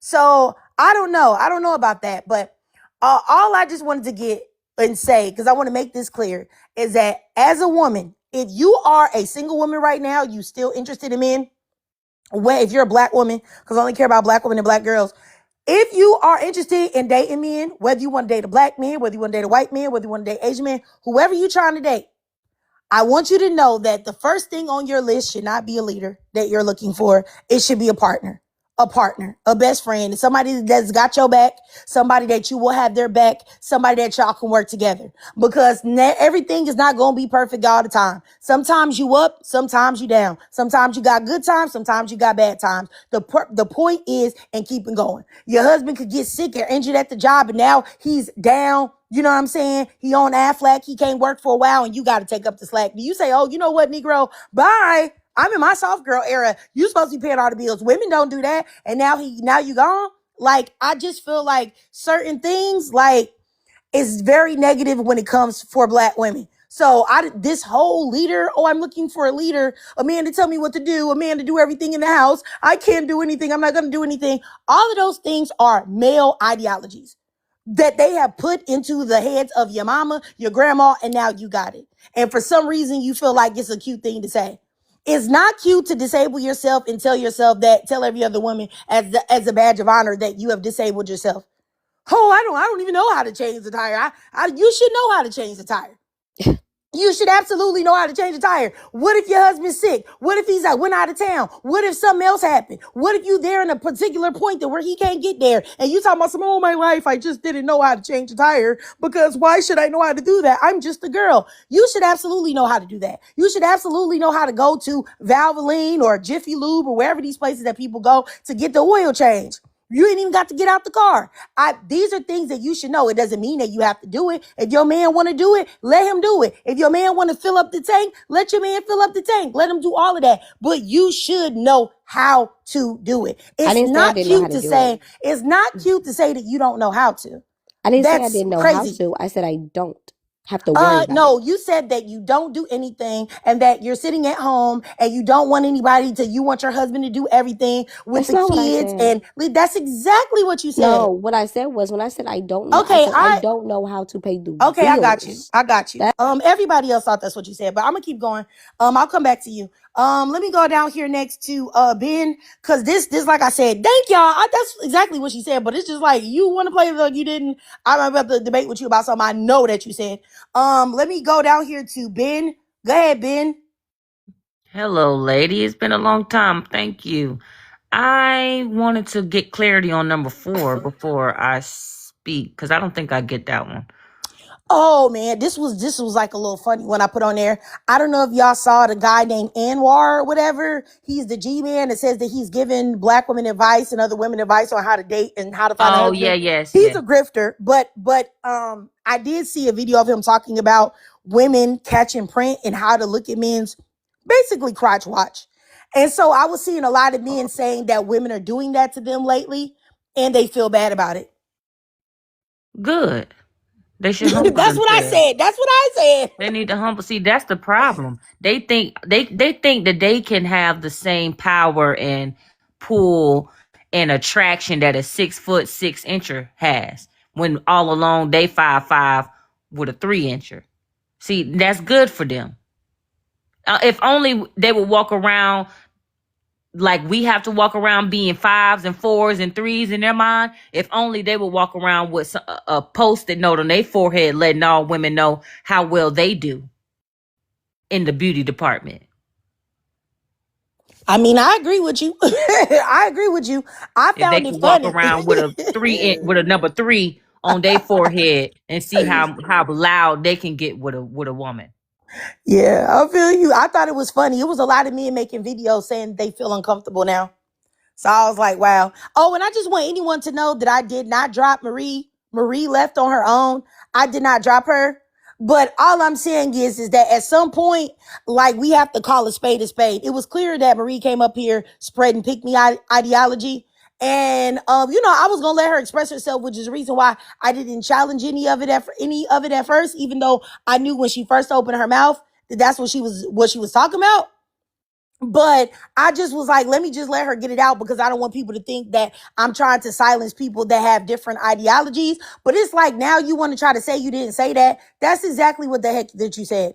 And like I said, it's just the same thing of how, like, anytime you talk to a felon about like women not dating felons, all of them say that they got their own business and they succeeded and they got $1 billion in the bank or whatever, or anytime you talk to a black man about being a loser, he tell you, no, he don't. He got 50 million women willing to do this, that, and the third at the drop of a dime. And I feel the same way when these pick-me women come up here. All of a sudden, most people, like I just told y'all, statistically, 66.5% of married U.S. couples that have a child under the age of 18 are both working. But now all of a sudden, you not working, you not doing nothing, you doing this, you doing that, and you're not feminine or whatever. If you don't, like, girl, move around. We know they lying. We know they lying through their teeth. Yeah, that's all I'm saying. Y'all at work all day, every day. And then my thing is that, and I just want this to be clear here, because I'm not saying that there aren't black women out there that are not working, that are stay-at-home wives or whatever. that, like I said earlier, my mother, both of my grandmas on both sides, all of them were stay-at-home wives. Me personally, I've never had to work with my husband. He was always like, if you want to do something, you can. If you don't want to do something, you don't have to. I did decide that I wanted to do hair, so I started doing people's hair and stuff like that and other things. But I didn't have to work at all. So I'm not saying that can't be the reality of some black women. But I don't know. The milk wasn't clean. That's all I got to say about her. But let me go down here to Jessica, because I'm sure you would still had something to say. And I'm so sorry about that. It was TikTok that made me drop you, like it just dropped you or whatever. Oh, I understand, and honestly, I think it might have been her that reported me. To be honest with you, because I was probably hitting real sensitive to her, which is fine. But at the end of the day, I just needed to say something because it was very, ABUSE rhetoric that she was giving to black women. Did she not know her audience? Like, basically, she was telling women, you're not feminine if you take out the trash, if you work, if you know how to change a tire, all that stuff. And basically she was saying, to get into your femininity, you need to be with a male. That's very pick-me centered. It's very male centered. And at the end of the day, that puts women, there's a lot of women, a lot of black women who believe that. When I say women, y'all, I am strictly talking about the sisters. I am not talking about anybody else. So I just want to preface that. But when you tell us women in here, there's 45 women in here, she's saying, oh, well, get you a man so you can be in your soft era. Don't vet him for anything. You're not gonna. Does she not know who men are? Like, if you want to vet a man on his looks, vet a man on his looks. Do it, because if that's all they have, that's probably going to be all they have. To be honest with you, But anywho, that was just a ABUSE rhetoric that she was spitting that keeps women in ABUSE. I'm spelling it out because I think that might have been also the reason why I got kicked off, but whatever. That's what keeps women in these relationships that will ultimately unalive them. And I'm just not going to sit here on a platform that's pro-black women and allow her to spit that. No, I totally understand where you're coming from, Jessica. I don't know what she was on, but I know when she started talking about men like looks and women are looking for something deeper and all that other bullshit, how you try to make it like men, just making excuses for men and making it like men don't have to have the same standards that women do. And let me say this, hold on, sir. I really just 1 second, y'all. Hold on. I haven't did this in a little while.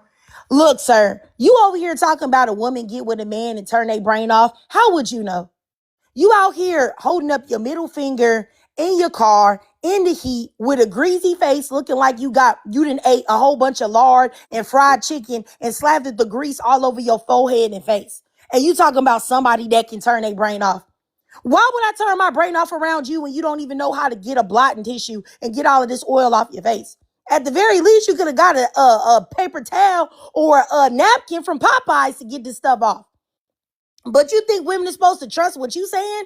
This is the stuff that I'm talking about. It be men that you already know that you can't listen to for a can of paint that have all of this advice. You don't know nothing. You don't know nothing at all. And that's my thing, is like, shut up. Let me just block you. Get up out of here, man. Like, you see what I'm saying? Like that. This is the type of delusion that women like Marie allow men to live in. Yep. When you say stuff like you need a leader, when you say stuff like you need a man to tell you what to do, when you say, oh, I don't want to have to think. I don't have to think at all. My man thinks for me. Matter of fact, if I have to pee, my husband says, hey, it's time for you to go pee, Marie. Okay, I'll go pee now. Hey, Marie, make sure that you wash your hands and wipe your pussy. Like, what the heck is going on? I promise. Like, women like that, I am sure they get knocked between a washer and dryer in some way, shape, or form. You're not going to be able to relinquish and recklessly abandon yourself without getting bulldozed over. I'm so sorry. She never once said, like you did, Triggered. You talked about your husband's character. She never once talked about a male's character at all. So just observe that, y'all. Yeah, And I mean, she over there talking about some, not the oil and not the tire. Like, girl, bye. Like, you should know how to do these things. Like, you really should. And if you don't know how to go to the doggone Jiffy Lube or whatever, wherever they're all over the different states and stuff, I can't even think of them because, you know what, my husband do take the cars to get the oil changed, but I still know where to go. I still know where to go if I need to go. And when I was single, I definitely did that. So it's just like, what are you talking about? Like, I just feel like some women say that stuff because they think it's cute, but it's only cute to bird brains. It's not cute to women that actually have a functioning medulla oblongata. So it's not cute to women like that. And once again, it's to allow a man to have complete control and autonomy over you is nuts. Because what if something happens? What if he do something across you? What if you find out he was cheating? What if you find out something else crazy and you need to go? But you ain't did nothing on your own at all. Now you're not going to know what to do. Now you stuck getting okie doked. And who wants to do that? So, I don't know. I just think it's real crazy that there are women that still push this type of ideology. It's very, very strange. Y'all said Kylan. Let me see here. Yeah, another stalker Kylan. talking about accountability. Okay, sir, could you please? She's already okey doked, and now she's trying to drag, make sure she's amongst company so she don't look too foolish out here, trying to Okay, encourage other women. I agree. So, Kylan, what were you talking about in the comments about accountability? Because I didn't see your comments, but some of the other ladies did. Okay. Hello, everybody. How y'all doing, first off? Doing good. Okay. Nice to meet you. Well, nice to speak with you. I'm here. Excuse me. I've never done this before, so my articulation might be a little off. Um, in no way am I here to really be in y'all's discussion. I would just be scrolling TikTok and I had seen the topic and it pertained to me, so I wanted to hear the black female's point of view. You understand what I'm saying? And so, but it was What just going pertains way to you, off. Kylan? Excuse me. Huh? I Oh, said I'm a what? felon. Oh, okay. I'm a Excuse me, felon. this is her platform. I Excuse and you. Can I Excuse speak? you. Can I He speak? good. Can I You can He speak? speak good. He after good. He I'm good. done. You Can can I speak speak, after ma'am? I'm What do you you mean? But can I speak wasn't done, ma'am. after Okay, carry I'm on. Go done. ahead. Say what No, you no, got to no, no, say. no. No, I will say it without your permission. So, What are you first talking of all, about? stop. Wow. Our words should never touch. If you can't follow that direction, then maybe you need another live to go to. This is Triggered's live. She can interrupt you whenever she wants to. You don't tell her, Okay, then trigger. Are you triggered? Are you you triggered? do not tell her to hold on. When she talks, you immediately stop. And yes, I am going to defend her because she defends black women. So now you can go. Start whining, say how you can't speak, and then go on and waste all of our time. You can go now. Thank you. Yeah. Thank you so much, Jessica. I appreciate that, sis. So I was just trying to ask a clarifying question, Kylan, but you explained it to me. You said that you're a felon. So you can go Yeah, ahead, yeah. sir. Okay, like I was saying, so I seen the topic and it said that should women date felons? Okay, so like I said, it pertained to me, so I jumped in and listened because I am a felon and I would like to know the opposite sex point of view on me dating someone that falls in that category. And so, but I heard a little bit of it, some valid points, but only thing I can really say about that as a man, like I said, no disrespect to none of y'all. It's kind of not fair because, granted, man, I'm a 46-year-old man. I have 4 beautiful daughters. They're all grown. 3 grandchildren. I was married for almost 16 years. I'm not going to get into why my marriage dissolved, but at 41, I got a divorce, and I kind of lost my mind. Mentally, I wasn't prepared for everything that I was about to lose. My whole life that I worked hard for many decades previous, my children, my home, my cars, so I kind of had a mental breakdown, and I reverted to childhood and kind of had a battle within myself, and one self had to win. So, but during that mental breakdown, maybe I didn't handle it right. I should have listened to friends and told me to go speak to somebody. But as a man, you a young man at that, we think we're tough and we don't need nobody. So, but I found out the hard way. That's neither here nor there. But y'all's ideology kind of triggers me because, like, yeah, I made my mistakes, and I didn't hurt nobody. You can get a felon for any kind of degrees, anywhere from dope to a defendant How of long were family you murder. incarcerated? I was incarcerated for a little over 2 years, and so and I was I was good. I made 40 some dollars an hour. I was I had a career at General Motors Okay. and everything. So I just kind of lost my. Hold on. no, I didn't no, cut no. nobody else off. We're gonna stop right there. What Okay. did I tell So you I about don't know Joker? about the Hold hold on. on or whatever, but we're gonna stop right there because I'm not your therapist. Okay. And I think that the majority of Black women that are listening to you don't really care, frankly, about what you have going on. As far as like your emotional state and the things that you've gone through. I think you said that you came here to hear Black women's perspective, which you were listening to, but the fact that you're trying to make this about you is really crazy. And telling me to hold on. And but let me just say this is that no, women should not date felons. Women should not date men like you at all. You just sat there and talked about having a mental breakdown. Do you know how many Black women are unalived by Black men? And do you know how many Black women are unalived by Black men that have been incarcerated and institutionalized? So you add your incarceration to the fact that you have already shown that you have mental instability. A Black woman would be insane to give you any time or opportunity. Not to mention that felons, okay, the 42 to 50% of individuals that have been released from state or federal prisons in the US are rearrested and returned to prison within 3 to 5 years. So more than likely, you're going back. And I just want to say this, long-term studies show that up to 71% to 83% are rearrested over a 9-year period. Recidivism. So that means that we said 71% to 83% of all of you guys that are felons are going back to the pokey to get poked. So why in the world would any woman sit there and invest her time in a man that is more than likely going back to jail?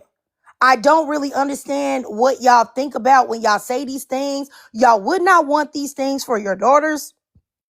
You know what I'm saying? He And didn't then like my that thing is pokey. this. Oh, he dropped y'all. And I just want y'all to know I He did didn't not like drop that him. He pokey. dropped on his own. Look at this man right here. Now, this is the man that was just up here, y'all. I just want people to see.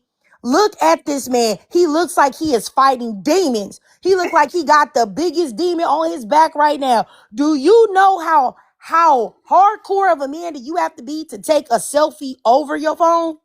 Over your phone. Over Over it. your phone is crazy work. And And you got a cigarette in your mouth? Oh my No, that's Dro. I promise you, he definitely either abused someone, maybe a woman, because he was hinting to it. He definitely either DV'd his wife or essayed someone else because how he was talking, he wasn't about to do not a damn thing to a God. male.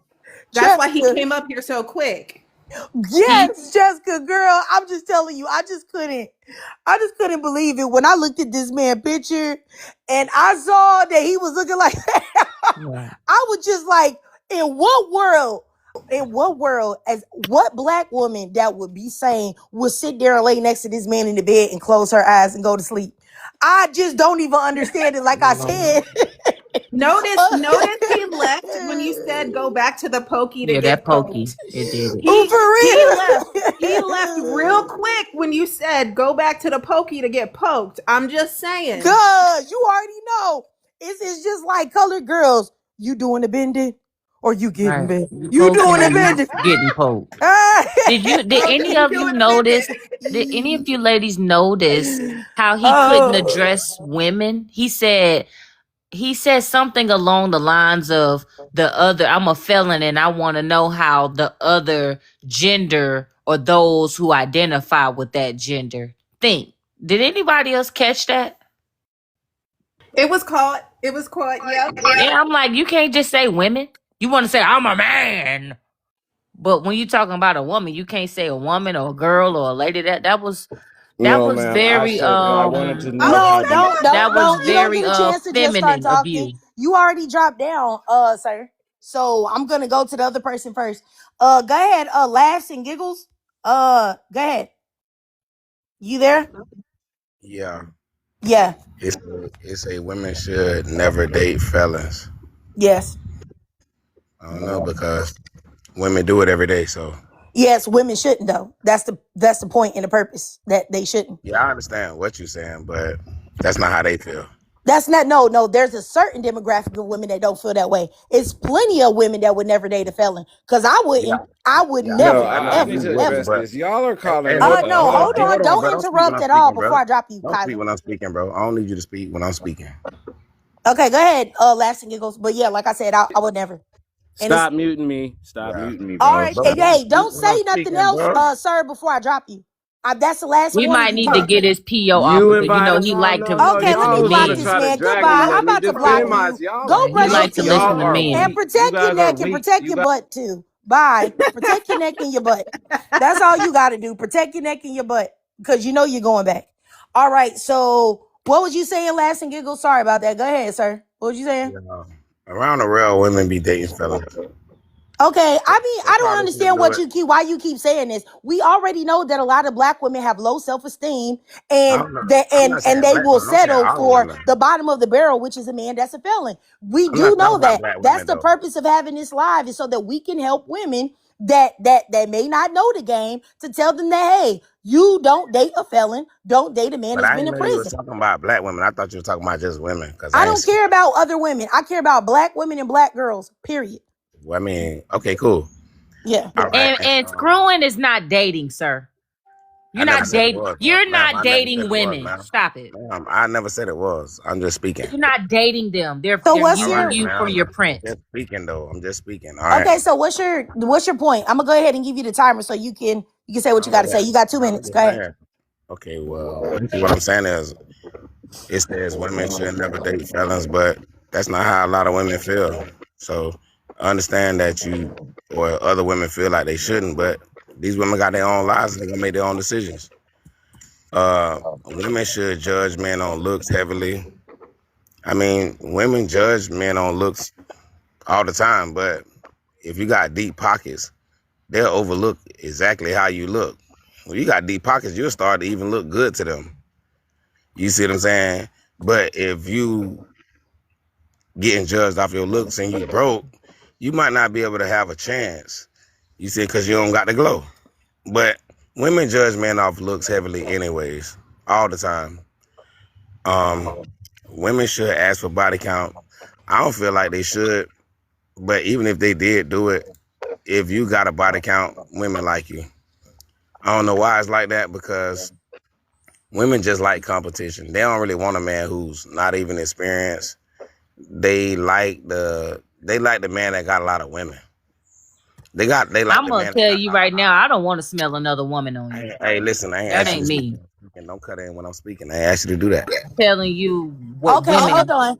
Hold like. on. Laughs and giggles. I don't know who the entire hell you think you are, but I know that you know that this is a black woman panel. I know Yeah, but that you know that, and I know that you don't think with that doggone Newport black and mild voice that you got that you gonna sit here and you gonna disrespect any black woman and tell her what you said and what you didn't ask her to do. If you don't get your ass off my platform as you sit there talking about some laughs and giggles, the only laughs and giggles is when you pull your pants down to go pee. That's a real laugh and a real giggle. He. When you sit there and look at that thing that you got to use tweezers to go pee with.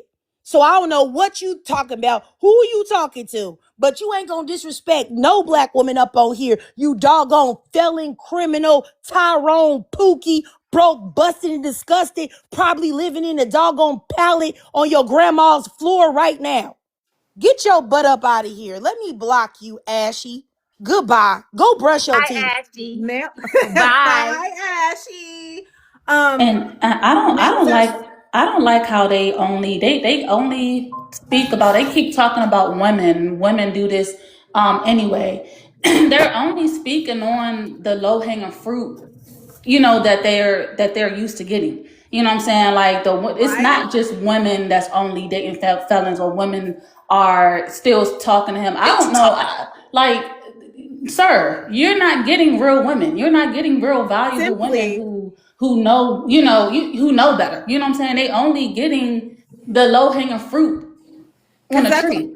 Simply, do you notice like their rhetoric of what they say to us every time we talk about how evil and vile they are? Well, I don't know any males like that. Y'all must be choosing wrong.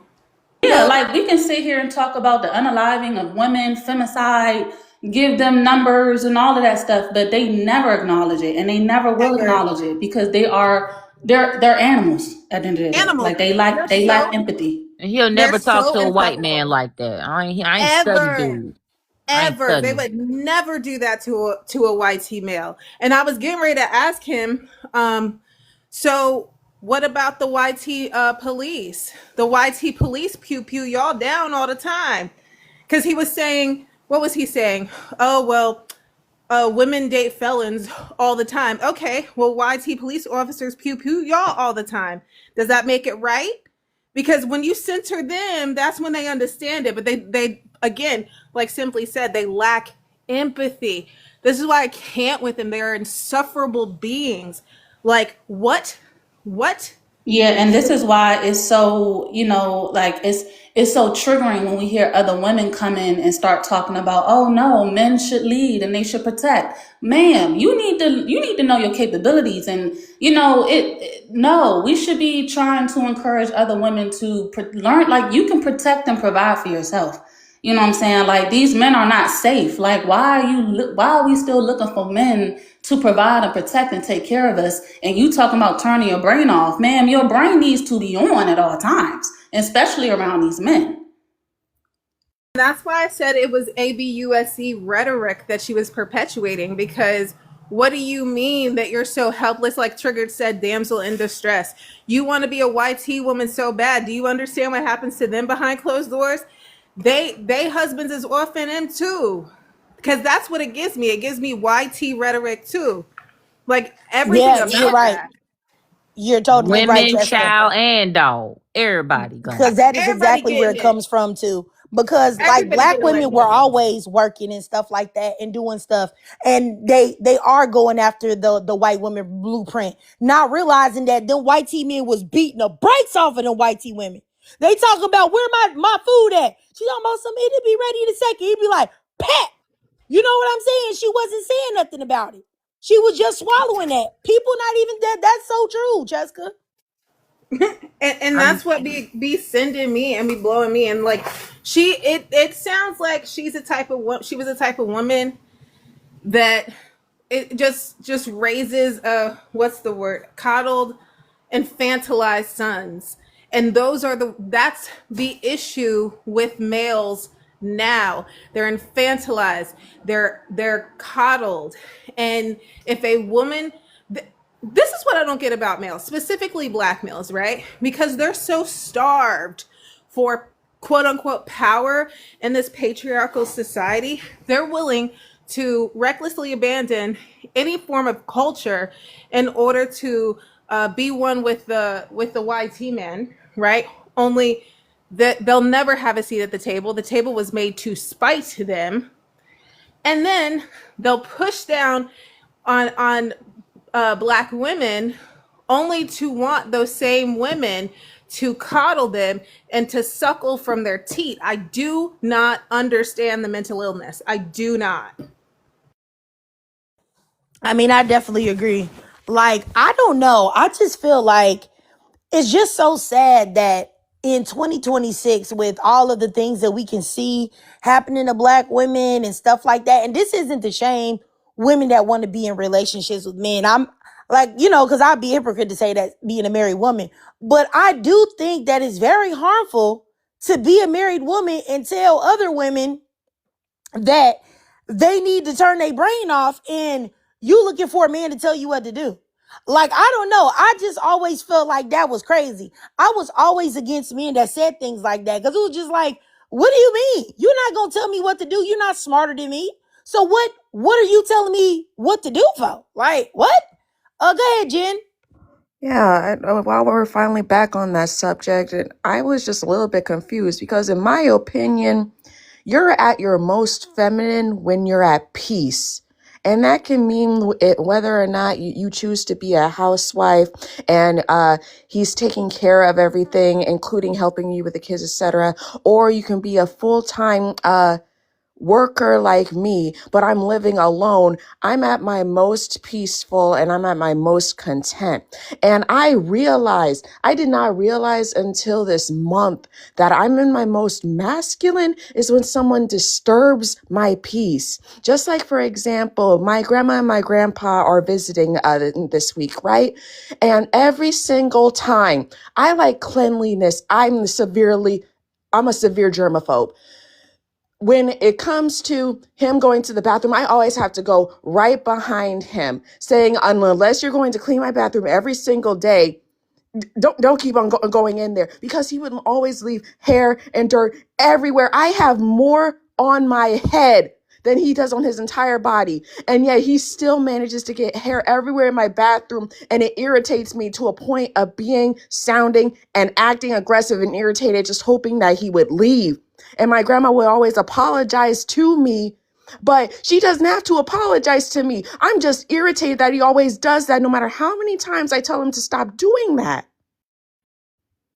But my point is, like I said, you're in your most feminine when you're at most at peace. Yes, I definitely agree with you. I think that being at peace and being feminine and all of that stuff varies depending on the woman. And you can be at peace and you can be feminine whether you're paired up or not. I think all of that stuff is rooted in trying to act like you're superior. You're better than the next woman. That's what I think. I think that women come up here and say that type of stuff because they want to say that they want to act like they're better than you. That's what the vibe I always got when married women do that. That's Me the same too. reason why, like, when you go and like somebody like Janine, just a girl, I think it's this other lady name. I think her name is like Brittany or something like that. That be on TikTok. Like those women, they always have a whole bunch of married women all in their comment sections talking about how, oh, these single women are this, that, and the third, and I'm married and those are women that want to act like they're better than somebody else. And I don't believe in doing that. I think that's crazy. And I think that is very male centered to act like you're better than somebody because you have a man. That to me is crazy. What about that would make you better? Are we going to talk about who you are as a woman?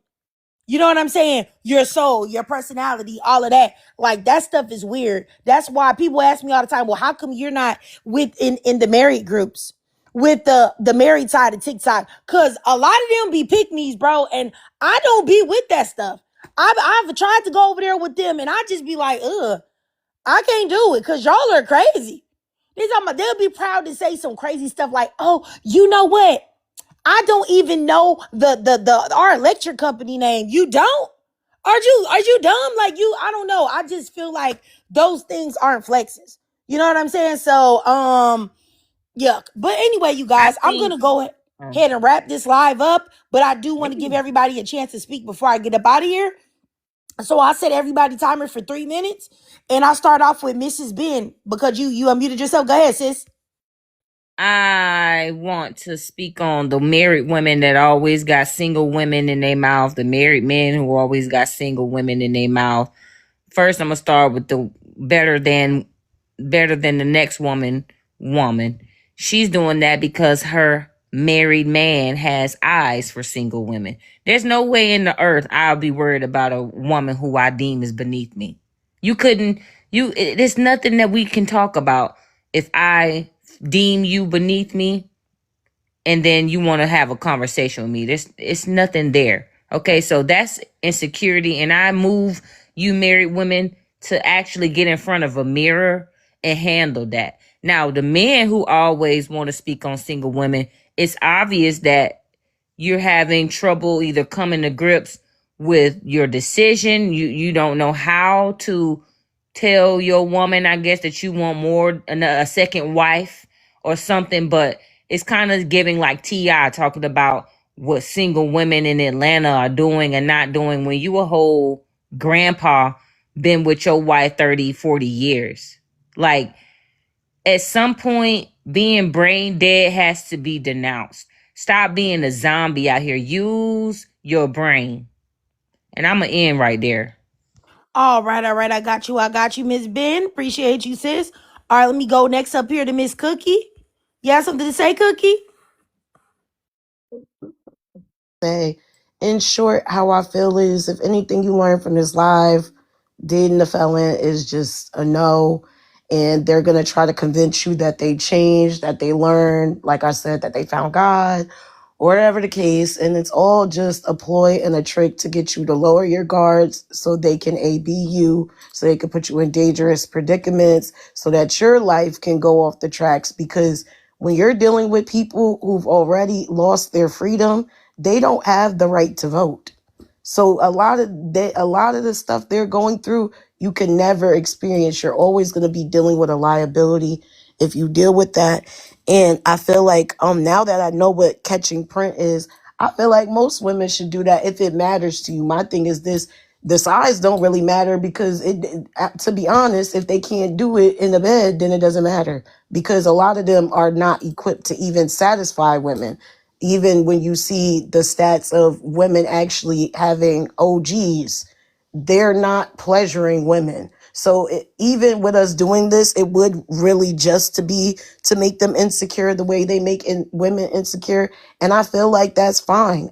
Because I feel like the double standard has got to a point where women have to take back the fact that we actually have an opinion. Like, you're not attractive. You're not my type. We need to bring that back. I mean, I don't encourage nobody say it to their face because they like to get violent and angry anytime you're doing something against them. You could not be doing anything and they can get violent with you. I don't know if you guys seen, because I only got a minute left.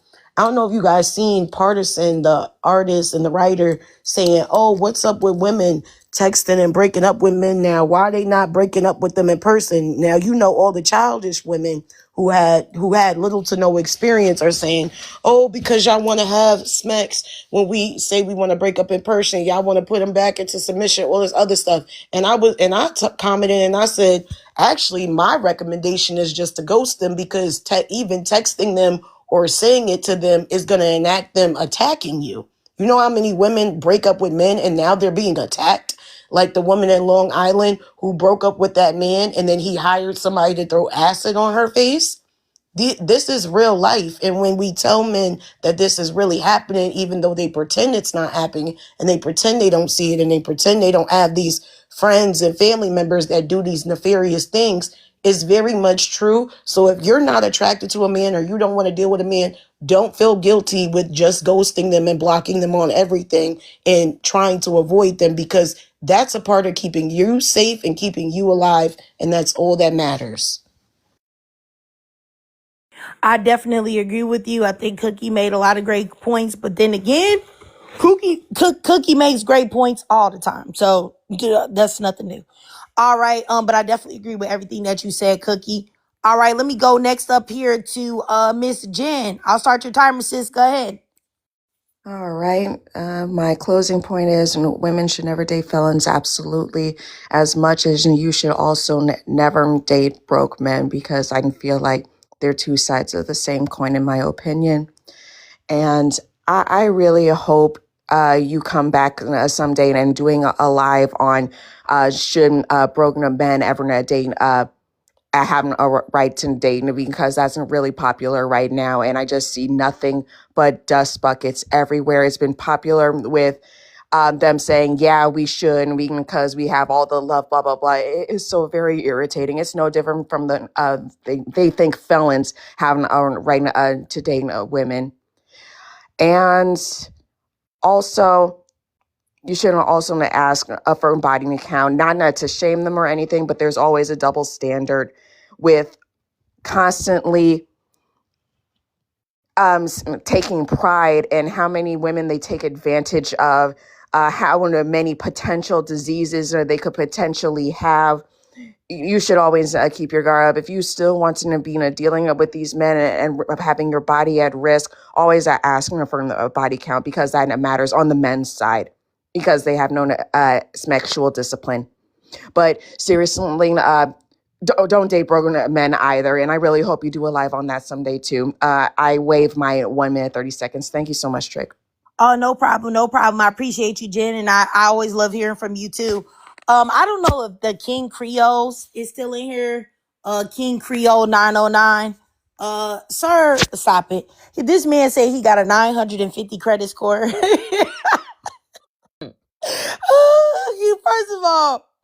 First of all, like I said, every time you talk to these felons and you say like, hey, women shouldn't date felons, they come in there and be like, you know what?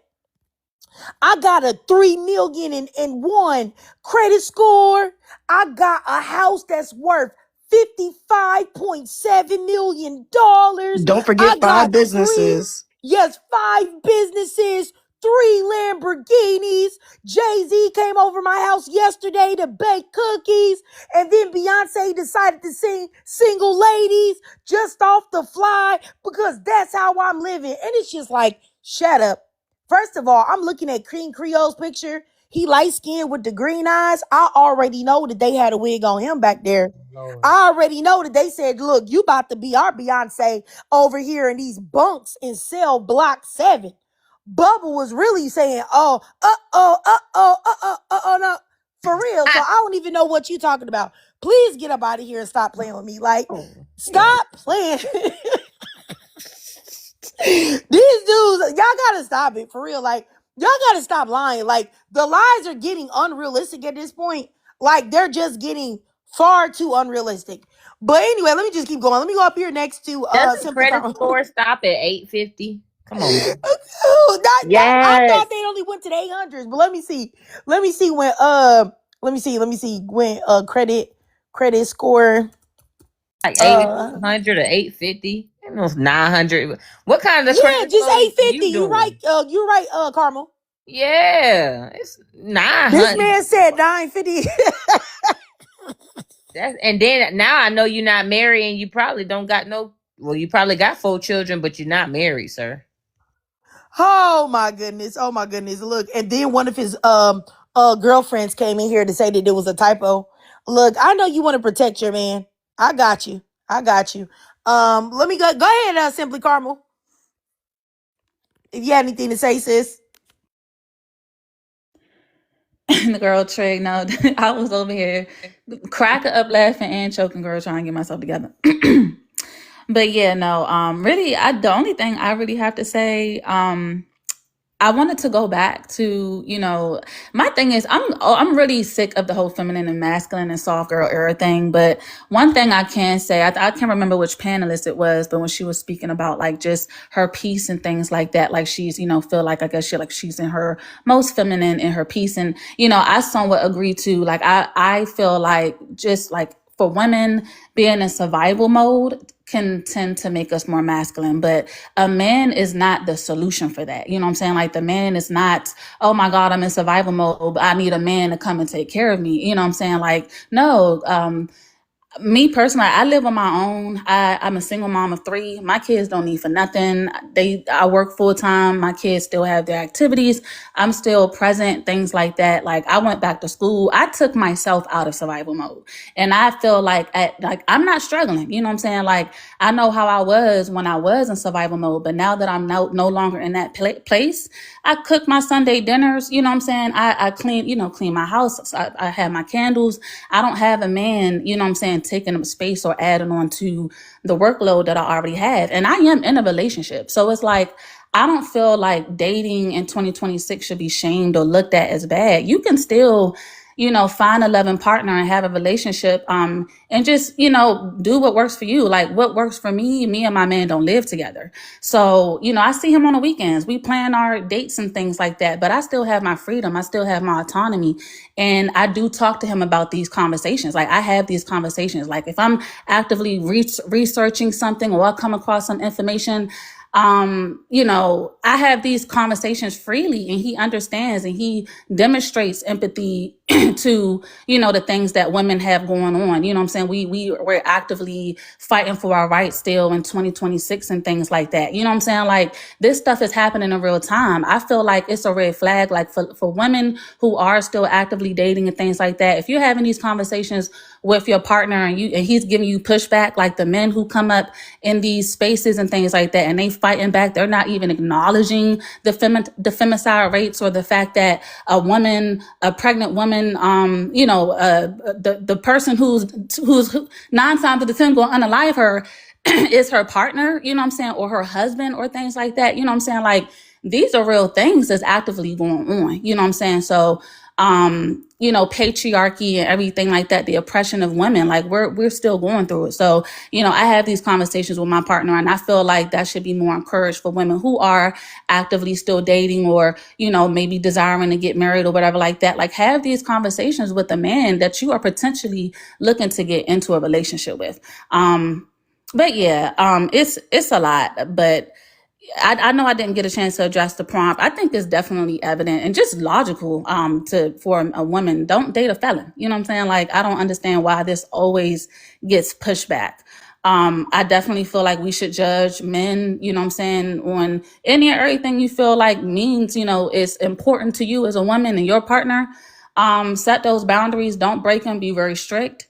The man that's for you is not going to give you pushback on your boundaries. You know what I'm saying? So, I mean, that's just evident. I feel like in body count and all that, you know, we all know that everybody can lie about their body count, but, you know, that's the whole print thing. I don't know. Like I said, I don't really know too much about, I never really heard that term. I'm sure it was addressed in the live and stuff like that. But yeah, I just feel like men, look, like, it's a lot. Definitely use your discernment. I know that people say that all the time, but like, for me, having the conversations with your partner about these issues and things like that, if he's giving you any type of pushback, that's a huge red flag. But I'll go ahead and All right, I got you, Carmel, and go down the rabbit hole on that catch and print. I promise you'll find a laugh when you find out, when you see the men's reactions to the catch and print and how upset they are. All right, so I added 2 more people that were in the queue. I'm gonna give you guys 2 minutes, and then I'm gonna let Cheska finish it out. Go ahead, Boomberg. You there? Peace and love. Peace and love. You have something to say? Yeah, I'm reading. Women should never date felons. Women should judge on looks heavily. I don't agree with that. Women should act for body count. I think they should just expect that it's high. They shouldn't have to act. They should just think it's high anyway. Catch and print is empowering women. I don't know what that is. But that's kind of what I came up here for, to see. I don't know what that catch and print So is. should men just expect women's body count to be high as well, correct? They should expect it to know. So who Why are would they these expect? men having high body count? You know what? Why would they expect the women if he remember, that's kind of like, to think that, that's kind of like no respect for the woman. So if he thinking it's low, whatever, he's showing respect for the So woman. who is these men having high body counts with, sir? You said what? Are you listening to yourself? You said expect a man's body count to be high, right? Yeah. But men aren't expecting women's body count to be high. So my question as a woman is, where he getting all them numbers from? Oh, Men? his youth. No, from his youth, growing up, With youth who? with girls. Jesus Christ. Oh, she's saying if you're getting the high body count with women, because you're running through these women, the women are also going to have a high body count because you're No. dealing with the women. But he's That don't obviously mean that don't mean rainbow flagging. that don't mean that. So all of the women are supposed to be virgins, and you're supposed to be running through them, and they're never supposed to touch another man, but you're touching all of these women. Is that what it is? No, I said, as far as the question, expect them to have a high body count. Expect it to be high. That's what I'm Oh, saying. okay. All right. So, did you have any of these topics you wanted to talk about? I'm pretty sure you wanted to talk about the felons, because I'm pretty sure you've been to jail, prison, right? You're a felon. Now, my main thing was that I didn't know what that catch and print was, but the felon thing too, I don't understand either. Have you A been in woman should jail? never. You been in prison? You're a felon? Yeah, I've been in prison before, Okay. but I mean, that one I too. thought so. I thought so. You could tell. Of course, I've Yes. been there. I'm 49, of course. And if a You person said, my of age, course. yeah, of What's course, that, I'm of 49 course? years old. Okay. I'm So, 49. I'm Dusty. 49. You okay. dusty at What's 49. you being 49 got to do with it? It got a lot to do with it. If you know What? about, I don't What know is your it? age group. I don't know what your age is. So you talking real fast, like you don't want to hear the answer. Like you just want to, like you Oh trying to no, like. I don't. Go ahead. Tell me what you mean about you being 49 and you being in prison. I'm No, I confused. want to know what your age before I explain to you, because I don't know who I'm Sir, talking to. what's your I'm not gonna tell you my age, but let's I'm old go. If you're a enough. millennial, you ain't gonna understand properly. Sir? No, okay, all right. So let me tell you What's this. your All right, highest level of just a education? second. Just you already know it's not high, bitch. I'm a certified optician, number one. So you ain't got my education is You beyond. said you're an You came optician. in. Yeah, I'm a certified optician. That means when you, yeah, it's a lot of people walking around right now with eyeglasses that I did for them. I correct vision. This is what I do. So Okay, education, and just to get into that class, the math you gotta do just to get in there, I don't think a person can handle that. Just the okay. math, the formulas that you gotta do to get in there. Well, I You tell you can't get no what. little, Okay, so let yeah. me say this. I'll tell you what I can handle. I can handle not going to prison. I want you to know that That's why I me said, what's your personally, age? my dad is in his 70s, right? He never been in jail, never been in prison, never. My grandpa never been to jail, never been to prison. My That's husband why I right asked you your now age. never been to jail, never been to prison. We're That's why I we're asked you your and age. we're close to your age. I'll just say that, younger than you, but close to your age. So let That's me why you just don't say that. understand. I'm trying So to we break it do down. understand. No, you don't. Let me give you some stats because Based I on what think you that Sir, said, sir, control no. yourself. I'm gonna go ahead and give you some stats here. I don't need no stats. I'm giving you Approximately, I experience. know you don't need stats because what it is I got that experience. this is what, yes, experience in being a hood booker, the experience being the I low didn't say bottom nothing of the yet. Why you saying barrel, that for? I didn't ghetto say Would nothing. you jiggable. let her And that's my talk? thing, is that this is the problem, is that a lot of y'all I only didn't say know nothing yet though. chaos. Please don't interrupt me again. All right? Don't interrupt me again. Or I'm gonna drop you. And it's really just that simple. Once again, the what you have to understand is that your reality and your surroundings curate how you think about the world. Just because you are a criminal and a felon and the people that you associate with are also that way does not make that normal. Being a felon, going to prison is not normal. And if we want to talk about the statistics on the amount of men, black men, because black men make up a larger percentage of people that are incarcerated. But if you look at the percentage of black men in the world or in the United States, the majority of black men aren't going to prison. People don't talk about that often.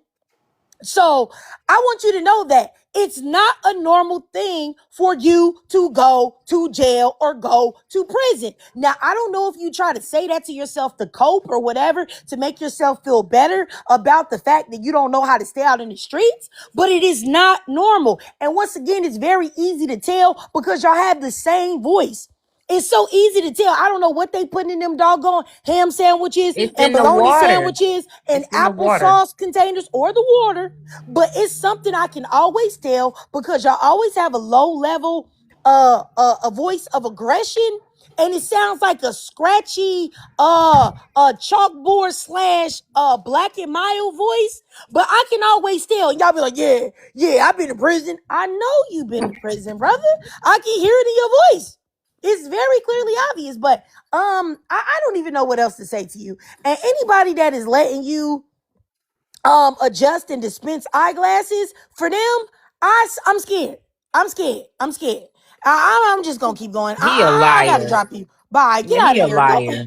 He ain't Oh, talking to no person sitting in no optical chair like that. Are you serious? That's 4 years of college, 4 years of medical school, 4 years of residency. oh, wait a He minute. Can I no. tell y'all something? I'm gonna give y'all the definition on a certified optician. They said a certified optician is a trained eye care professional who fits, adjusts, and dispenses eyeglasses and contact lenses based on prescriptions from ophthalmologists or optometrists. It said that they have to have a certification, and how you become certified is that you have to have a high school diploma or a GED to take the exam, and then you have to pass the exam, right, for the spectacles, and also they have another test for contact lenses. And it says many opticians train through on-the-job apprenticeships or formal certificate programs. So this He's man not a probably doctor. learned to be no, he's not a doctor. And Thank this you. man probably learned how to be an optician in prison. That's probably where he Or learned how to do this, he in probably prison. was doing it before he went to prison. He just hanging on that. I doubt it. I doubt it. I don't even believe that. I believe they probably had that man. And I just want you guys to know that the average annual salary for a certified optician in the United States is $40,000. He sits at the front desk and passes me my baggie while the optometrist does the math, So sir. I just wanted y'all to know. So don't let this man make you feel like he's some type of eye doctor. I'm He's not. sorry, I was looking at obstetrician. My mistake. Yeah, so don't because like I said, the best way to debunk people is to go ahead and look it up. So he probably got that certification when he was in prison fighting for that butt. But let me keep going. I'm gonna go down here to BB Bills, and then I'll go down next to Cheska to let her close it out. Go ahead, BB Bills. Not fighting for the butt. Oh, stop it, Ben. Go ahead, BB Bills. Hi, Trigger. I really like your platform. Just wanted to comment that from personal experience, I never dated a felon, but one of the main reasons why you don't want to do that is because you're going to be disarmed. You're not going to be able to legally own a firearm. You can't have one in your house. You can't have one in your car. And that is going to put you at a disadvantage. I mean, one of the greatest things about being an American or, is your Second Amendment rights, especially being a woman, And one of the reasons why you definitely want to be armed, it took me a long time to arm myself because I just didn't want to feel like that. I have small little children and I was like, I don't want to be walking around armed. But one of the main reasons why you definitely want to arm yourself is because there are a lot of dangerous dogs roaming. You could be at the playground. There might be off-leash dogs there. And if you're with a felon, most likely they're going to probably try to substitute a firearm with some nasty-ass bully breed dog. Now you're living with pit bulls and cane corsos because this person can't have, a firearm. So that's one of the points I wanted to make as a woman. You definitely don't want to be out here disarmed. You're going to be at a disadvantage because we're already at a weaker sex. So if you date a felon, you could just kiss away your rights to be armed. So that's one major reason why you don't want to do it. And the other topic as far as looks, definitely, I mean, you want someone that you're attracted to, but looks can fade and it's not as important. What's important is that how he feels about you. And that's one of the reasons why I've been married for over 10 years and it's not the best situation necessarily all the time, but I don't feel like marriage is necessarily the goal. You definitely want someone who really has your back and want to support you. I don't like that term partner because I feel like it takes away my womanhood, like my identity as a woman. I'm not your equal. It kind of goes into that whole 50-50. No, I'm a woman. I'm attractive. I can have, different options out here. So when people are, put me in that category, I'm like, I'm not your effing partner. I'm a woman. Acknowledge that, first of all. And so I just wanted to make those 2 points. You also won't be able to travel internationally if you're with a felon. And if you have kids, you might want to volunteer for some events. You ain't going to be able to do that because that person is a felon. It's going to come up over and over and over again. You might not be able to qualify for certain housing if you're renting because he's a felon. So there are a lot of reasons outside of just, the danger of them harming you that you don't want to date a felon. So that's what I wanted to say. Hey, BB, if you don't like to be called a partner, like in your relationship, what terms are you more comfortable with? Well, personally, I'm having a hard time. I've been married over a decade and we went through a lot of trials, but I just feel like when it's like, it takes away my woman. Like I'm your woman. Like you're supposed to be trying to, take care of me. Like when you say with pride, you working because you want to have that option to, it's like, I'm still your damn woman. Like don't try to act like I'm your partner or your spouse. Cause I'm attractive. I have value. So I feel like it takes She the wife, okay? Yeah, yeah. Oh, okay. So you just want to be called a wife? Oh, okay. Yeah, like I'm not your damn partner. We're not roommates. You know what I'm saying? So it stirs up bad feelings. Like you think I'm your damn roommate? I can go out here and get someone else to do the things that you might not want to do for me because I'm a woman. I have value as a woman. I'm not your damn partner, nigga. No, So that's how I feel about it. Like oh, okay. I'm not your partner. Yeah, I mean, I don't have a problem with the term partner. I mean, I use it a lot. I like it. I just think it means that we're partners, we buddies, we best friends, we on the same level, we're working together. I mean, I I don't just have a I problem like with it, but I think that it's okay. I mean, it's your right, definitely if you don't want to there be could called that. I yeah don't because think there's anything wrong with what you're saying though. there is there is some value. I know like the whole share a seven thing could be taken a little too far to some people, but there is a value. When one of the things I learned that she said that I found was true is that he has to like you 10 times more. Like we're not equal. Like don't think like, oh, pay my 50% of the bills, you pay your 50% of the bills. Or, it's like, nah, I'm a woman, I'm still a wife. So it's almost like why you think, it's like they try to act like you're not, like they try to take away your value as a woman, as someone I who's don't know. attractive. Like I don't think that that's y'all not. I can. don't like that. I don't know. I just feel like and I know Sierra Seven. I heard people attack me that she recently lost her husband, but I feel like why would anybody take advice from a woman that was a side hoe, and was running around with married men? I just what about her lifestyle is like would y'all want to aspire to? I don't know. I She don't know. was the I don't second know. wife. She was the young second wife. See, I don't hold that against her I, because it's the man who cheated. She wasn't married. I mean, I feel like this is that. Okay, so I'm a person that feel like if your husband cheats on you, it's definitely you should be looking at him first and foremost because he's your husband and he made vows to you. Absolutely. That's the first person you should be looking at. I don't even think that you should really be mad per se at the other woman unless she's your friend, your mama, your sister, somebody that you cool with. Then absolutely you should be mad at her too. But if she's just a random woman, you don't have to be mad at her, but I still think that it's in poor character to run around and be sleeping with people's husbands. I understand that they're letting you do it and they're to blame as well, but I don't think that you have good character if you're that type of person. Being a side chick is never a good look, and I don't understand why anybody would listen to a woman that has that type of character. What do you think your life is going to manifest like following behind somebody with piss poor character? That doesn't make sense to me. I just can't grasp my mind around it. And what goes around comes around. So the energy that you put out is gonna eventually come back to you in some way, shape, form, and fashion. So if you treat women poorly by sleeping with their men, sleeping with their husbands, boyfriends, fiancés, whatever, even if these men allow you to do that, you're not going to escape reaping the consequences of your actions. It's going to show in some way, shape, or form, or fashion. And that's just my opinion. But I think listening to people that glorify doing things like that is weird. Or they're telling you, hey, your husband can cheat on you. It only matters if he's got giving you money.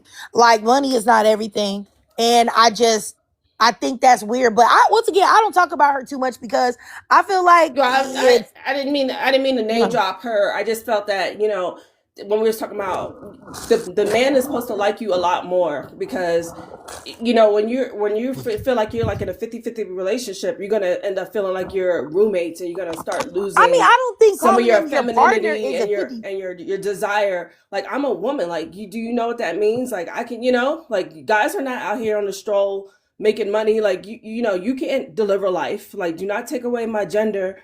And that's an important thing to me. Like, and I think I don't want to name drop anybody else, but all I'm saying is that it's important to understand that you have value as being a woman. I made six figures.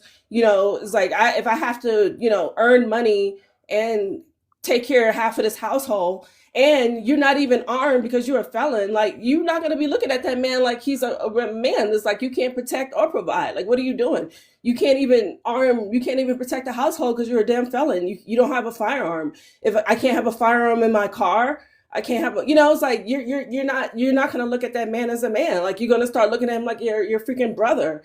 It's like, and that's like, it shows she kind of looks at the long-term end goals of it. Like sometimes the romance might fade or die, but you're not cheating me out of your responsibility of taking care of me and paying these bills. Cause that's, you could feel cheated out of that too. Like, the whole idea of you saving 50% of your income because I'm chipping in and you using that money to, play around and have fun. BB, nah. Do your husband be getting on your nerves?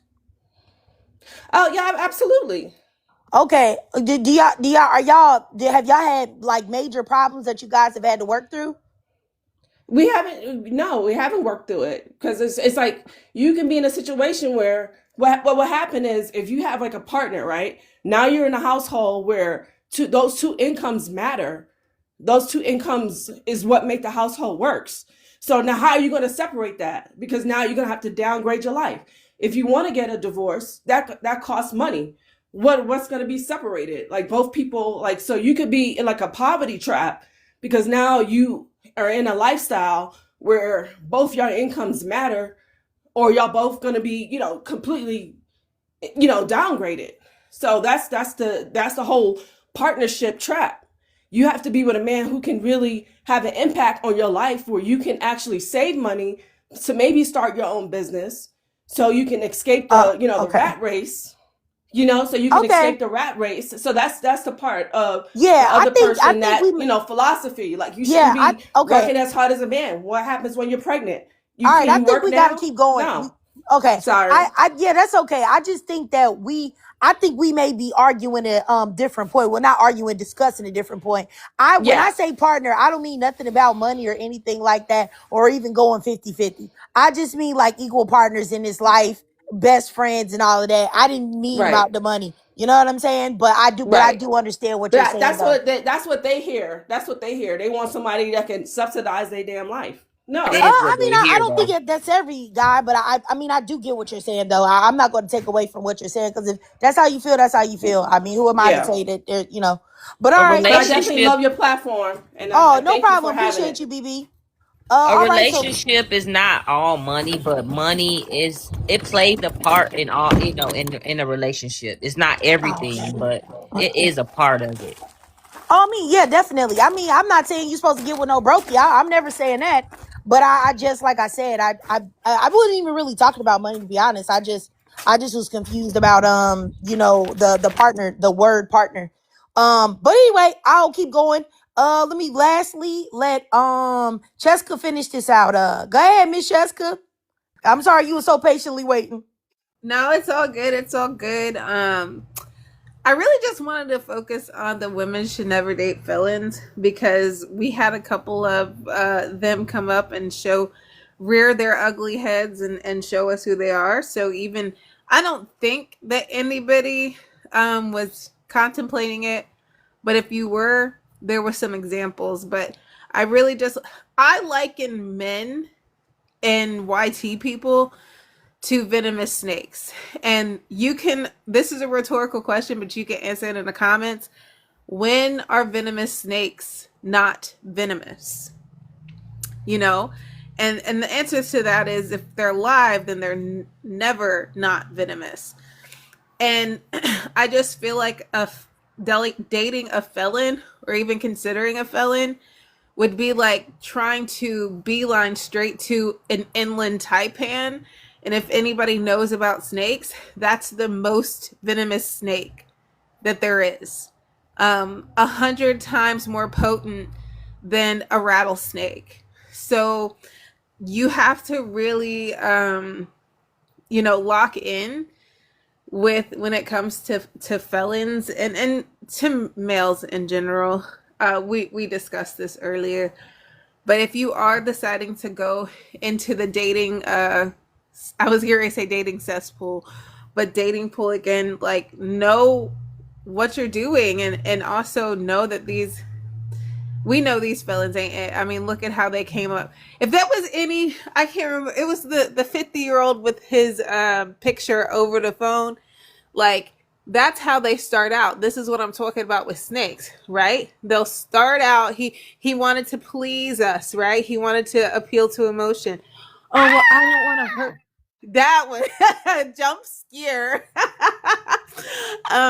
He wanted to, come in all pleasing and acting like he was feigning for our attention. And then after a while, he started to get ABUSE, right? So just, that's any male. Any male has the potential for that. But how are you going to come in, wave the red flag as a felon, then start out all slick, and then the mask drops? They prove themselves right each and every single time. Yeah, and I said earlier, ladies should judgment if they want to. Women should ask for body count. In my opinion, women shouldn't even be dealing with these males. They're a lost cause. We need to reset this earth. So I beg of y'all, stay away. 4B movement all the way, Black women. And I'll land my plane there. All right, all right. I got you. I got you. I appreciate you, Jessica. I'm gonna tell you all right now, which I understand everything that you ladies were saying, but I tell you what, I'm never going to forget this particular live. I'm sorry, I was giving my dog giving her a couple snacks, but I would never in my life forget this man right here, because like I said before, this is the first time I saw an over the phone selfie by a man that looked like this. You know that he is down the baddest of the bad. Then with the cigarette hanging out, the cigarette and his feet like he need to tap. The ashes is falling. Lord have mercy. That is an unstable Negro right there. I I would bet he wears never. socks with his sandals. Oh, he dangerous. Oh, he's dangerous.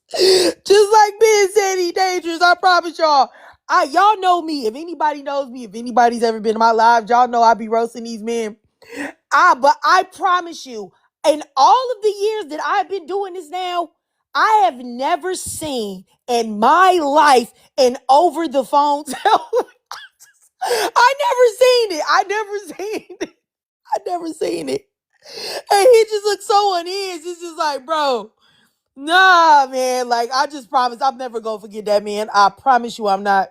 Cause that was just too much. That just blew me, bro. That was just too much. And the fact that he was over here talking about he had a mental breakdown and all of this stuff and sitting there still trying to advocate for a black woman to put her life at risk to deal with his bald-headed behind, because you can already tell that he ain't got a pot to piss in or a window to throw it out of. You already know that you finna be paying all the bills.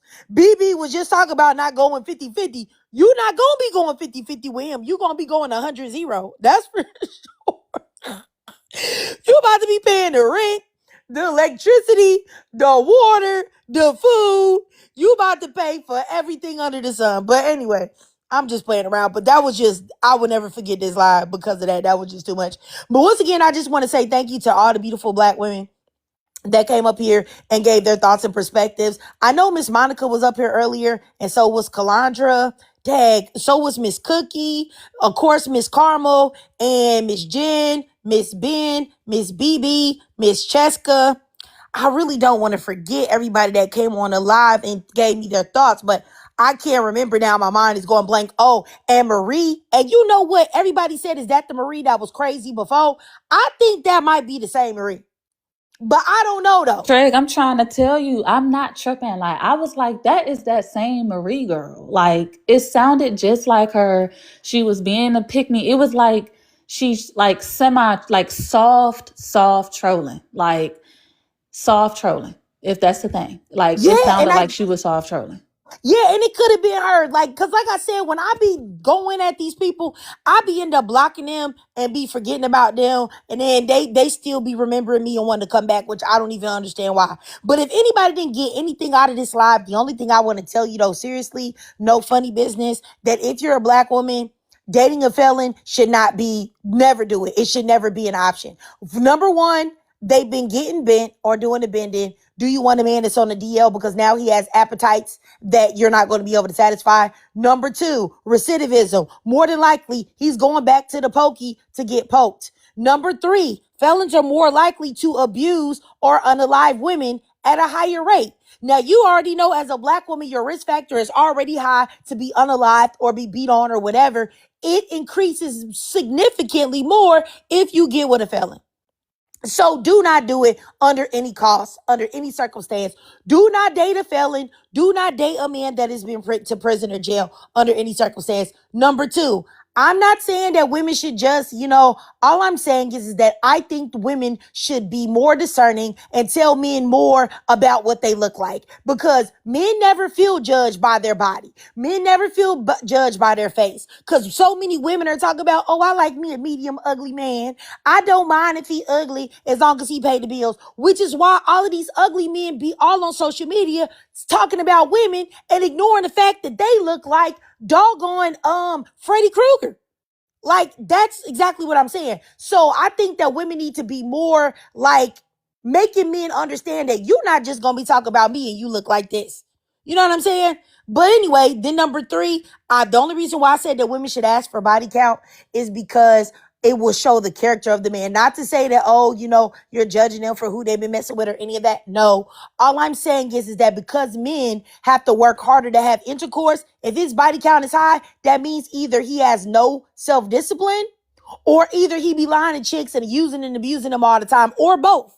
So you want to avoid men like that. And most of the time, men are not going to lie about their body count because they're going to think that you're going to be into it. Because most women don't care about stuff like that, and they should, but a lot of women don't care about it because they've been brainwashed by the patriarchy, which makes them believe that men can be loose and do whatever they want to do and be for the streets, and that's okay. Oh, I want me an experienced man. I want me a man that's been No. for the streets. Like, Why no, would you you don't. want to smell me and another woman on your man? Like, Exactly. are you serious? Exactly. So That's that's all I'm nasty. saying, y'all. And I put up the wrong thumbnail because I forgot to put up the one that had the catch and print on it. But y'all know the last thing I talked about was let me switch it, the catch and print. And that was just a funny thing about women now objectifying men by crotch watching and all these men making videos saying that they feel dehumanized. Good. Because that's what y'all are doing to women every day. Because I know this one man that was talking about how he felt dehumanized. Chicks was in the comments talking about, what did you have on? Did you have on gray sweatpants? What shirt did you have on? You shouldn't dress like that. You know, they were just trolling and stuff like that. And I thought that was funny. But anyway, all right. I will see y'all later. I love y'all. And if you're a black woman and you're listening to this, I just want you to know you're awesome, amazing, special, valuable, beautiful, powerful. You are a queen. And even if you feel down sometimes, if you tell yourself you're a queen enough, eventually you're going to believe it. And everybody around you is going to believe it. And they're going to treat you as such. I promise you that, y'all.